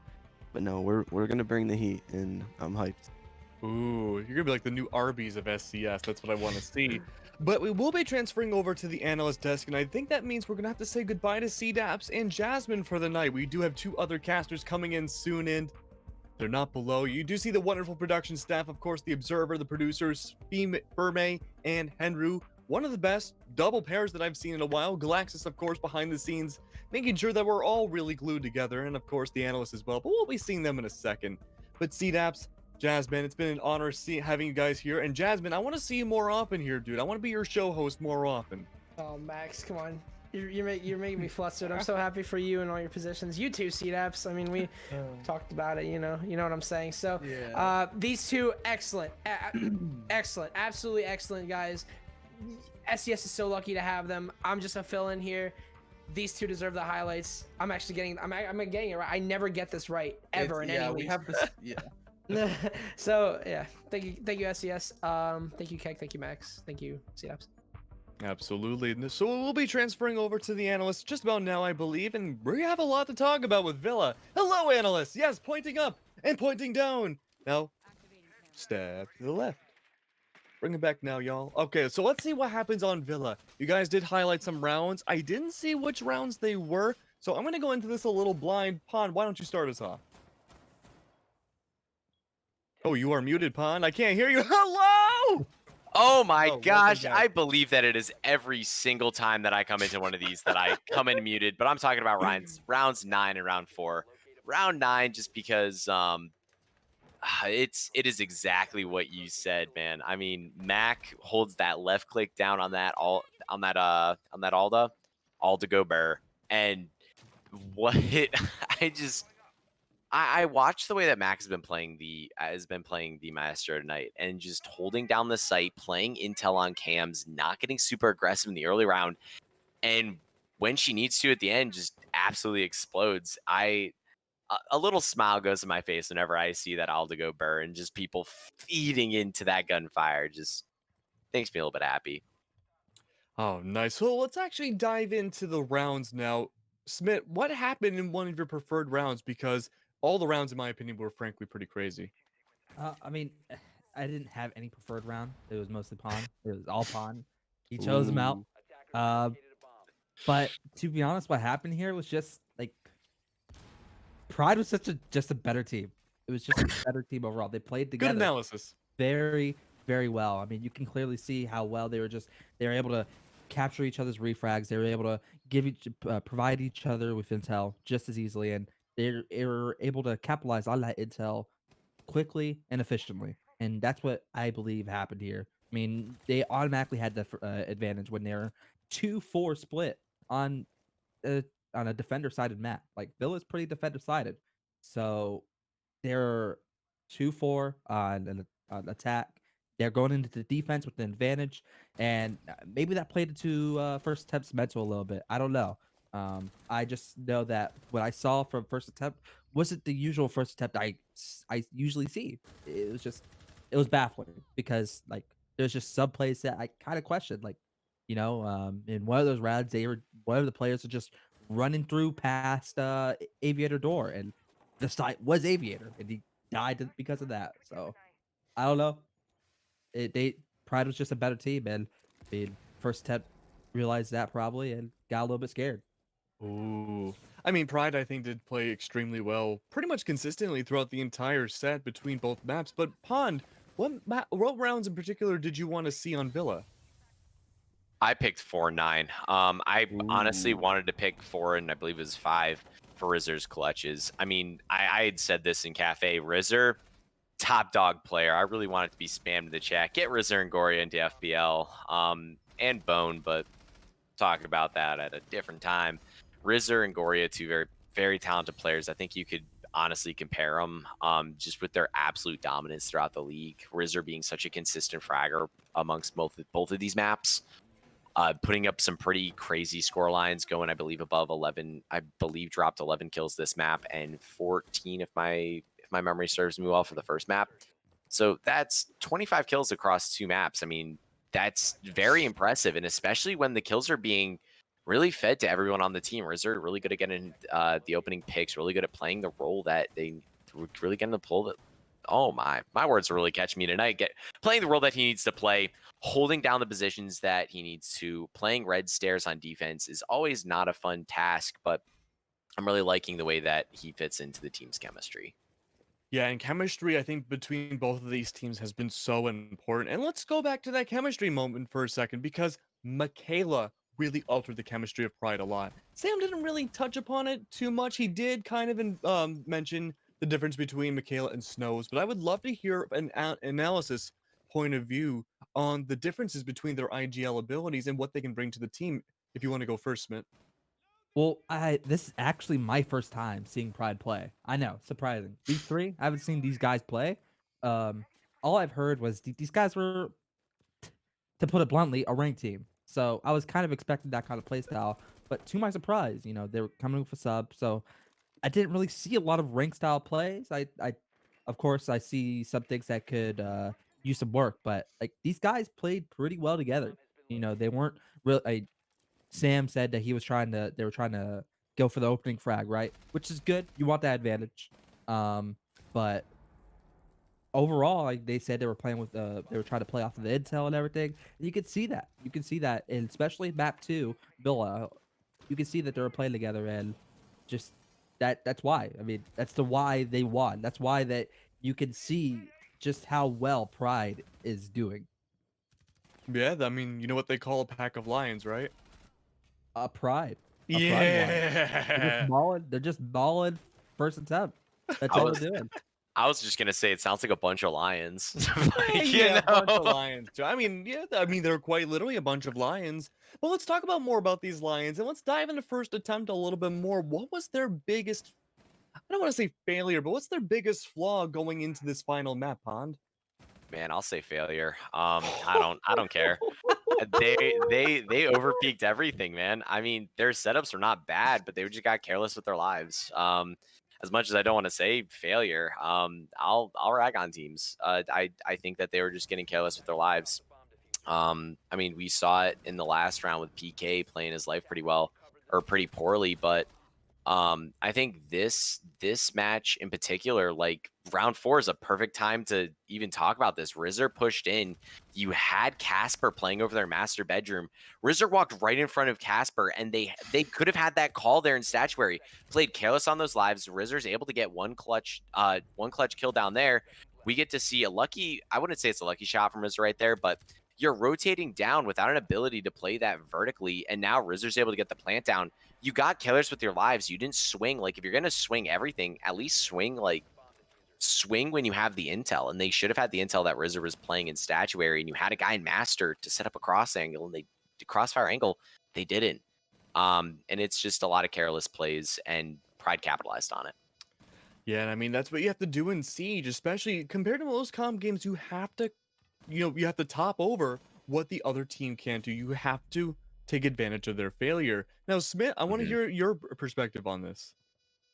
I mean, first attempt, they're a good team, but I think the biggest problem they have here is the intel. I mean, that this example is actually the perfect one. You know, Valkyrie being in master bedroom, Jaeger, they could have pushed together and just capitalized on that Zofia, but they didn't.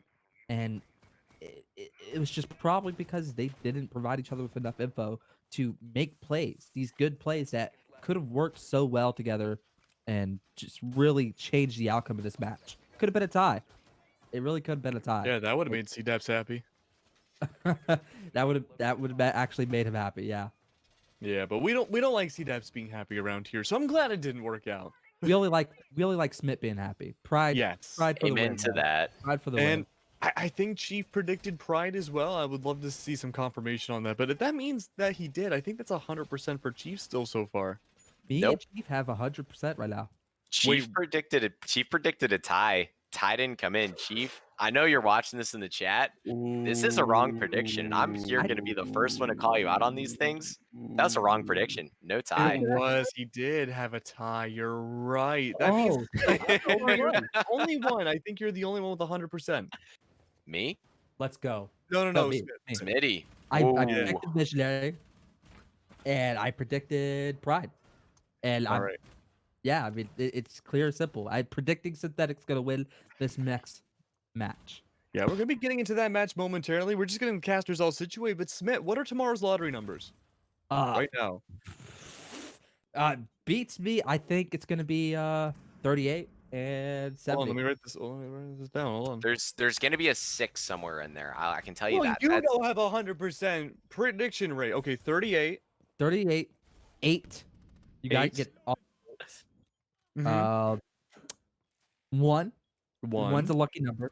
Okay. And what do they go into the triple digits? I don't know. You're the predictor. Okay. Well, I'm gonna go 104. 104. Okay. So tomorrow's lottery numbers, SCS people, will be hold on. 38, 1. I'm sorry, 38, 8, 1, and then 104. Exactly. So there you go. We're all gonna be On- millionaires here, and that's what happens when you watch SCS. You become millionaires with Smitty on the desk. Exactly. man, I mean, on a predictions similar are just note, out of this world. Big brain. on a What's up, similar Pun? note, Hostile Actions are going to win this next game, Smitty. So Oh, that 100% pick rate. I think Synthetic's not going to take it. I think Hostile Actions are going to take the next game. But hey, what do I know? I mean, as long as Synthetic plays a little bit more seriously than the last time I seen them play, I think they got it. I mean, they're good gunners. They're great aimers, and like they just need to play together and not throw. Whoa, those are some hard terminologies being thrown around this analysis desk. You guys are ferocious tonight.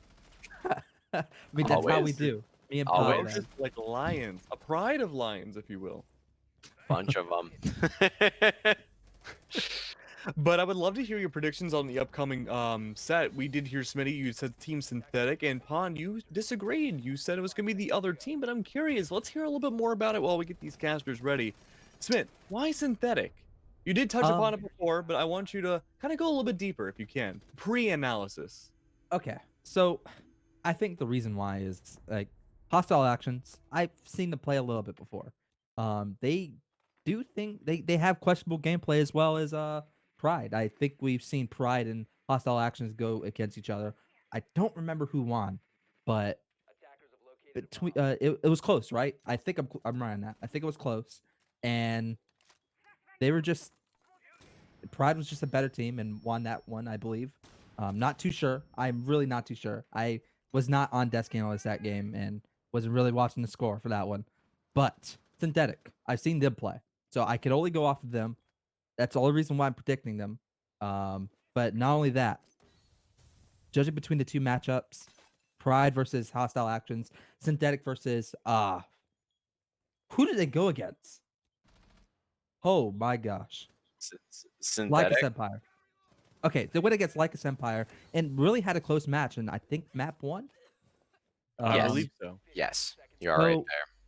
Judging off of that, good team against a meme team who is not really playing seriously that map. I think they might be going against going against hostile actions, which, sorry to say, a little bit of a lower standard on the standings team. I just think the results are clear. Synthetic's definitely going to win this out. They just need to not throw. They don't need to throw. Don't. You can be Mimi, but Just be play the Mimi and game. win. Be winners. Fair enough. Now, Pond, I do want to give you a little bit of time, but I think we're just about ready for these casters to get started. It's okay. I still love you. I know I can see that disappointment in your face, but it's okay. We'll give you plenty of time to hear your spiel once we get over this first game. I promise. Then you can have the whole platform to yourself. But casters, are we ready? I hope so. I don't want to look bad. Gonna be cutting me off for nobody here. That'd be rough, man. Right? Exactly. Okay, go for it. Ahoy! Talk while you can. Hola, ¿cómo estás?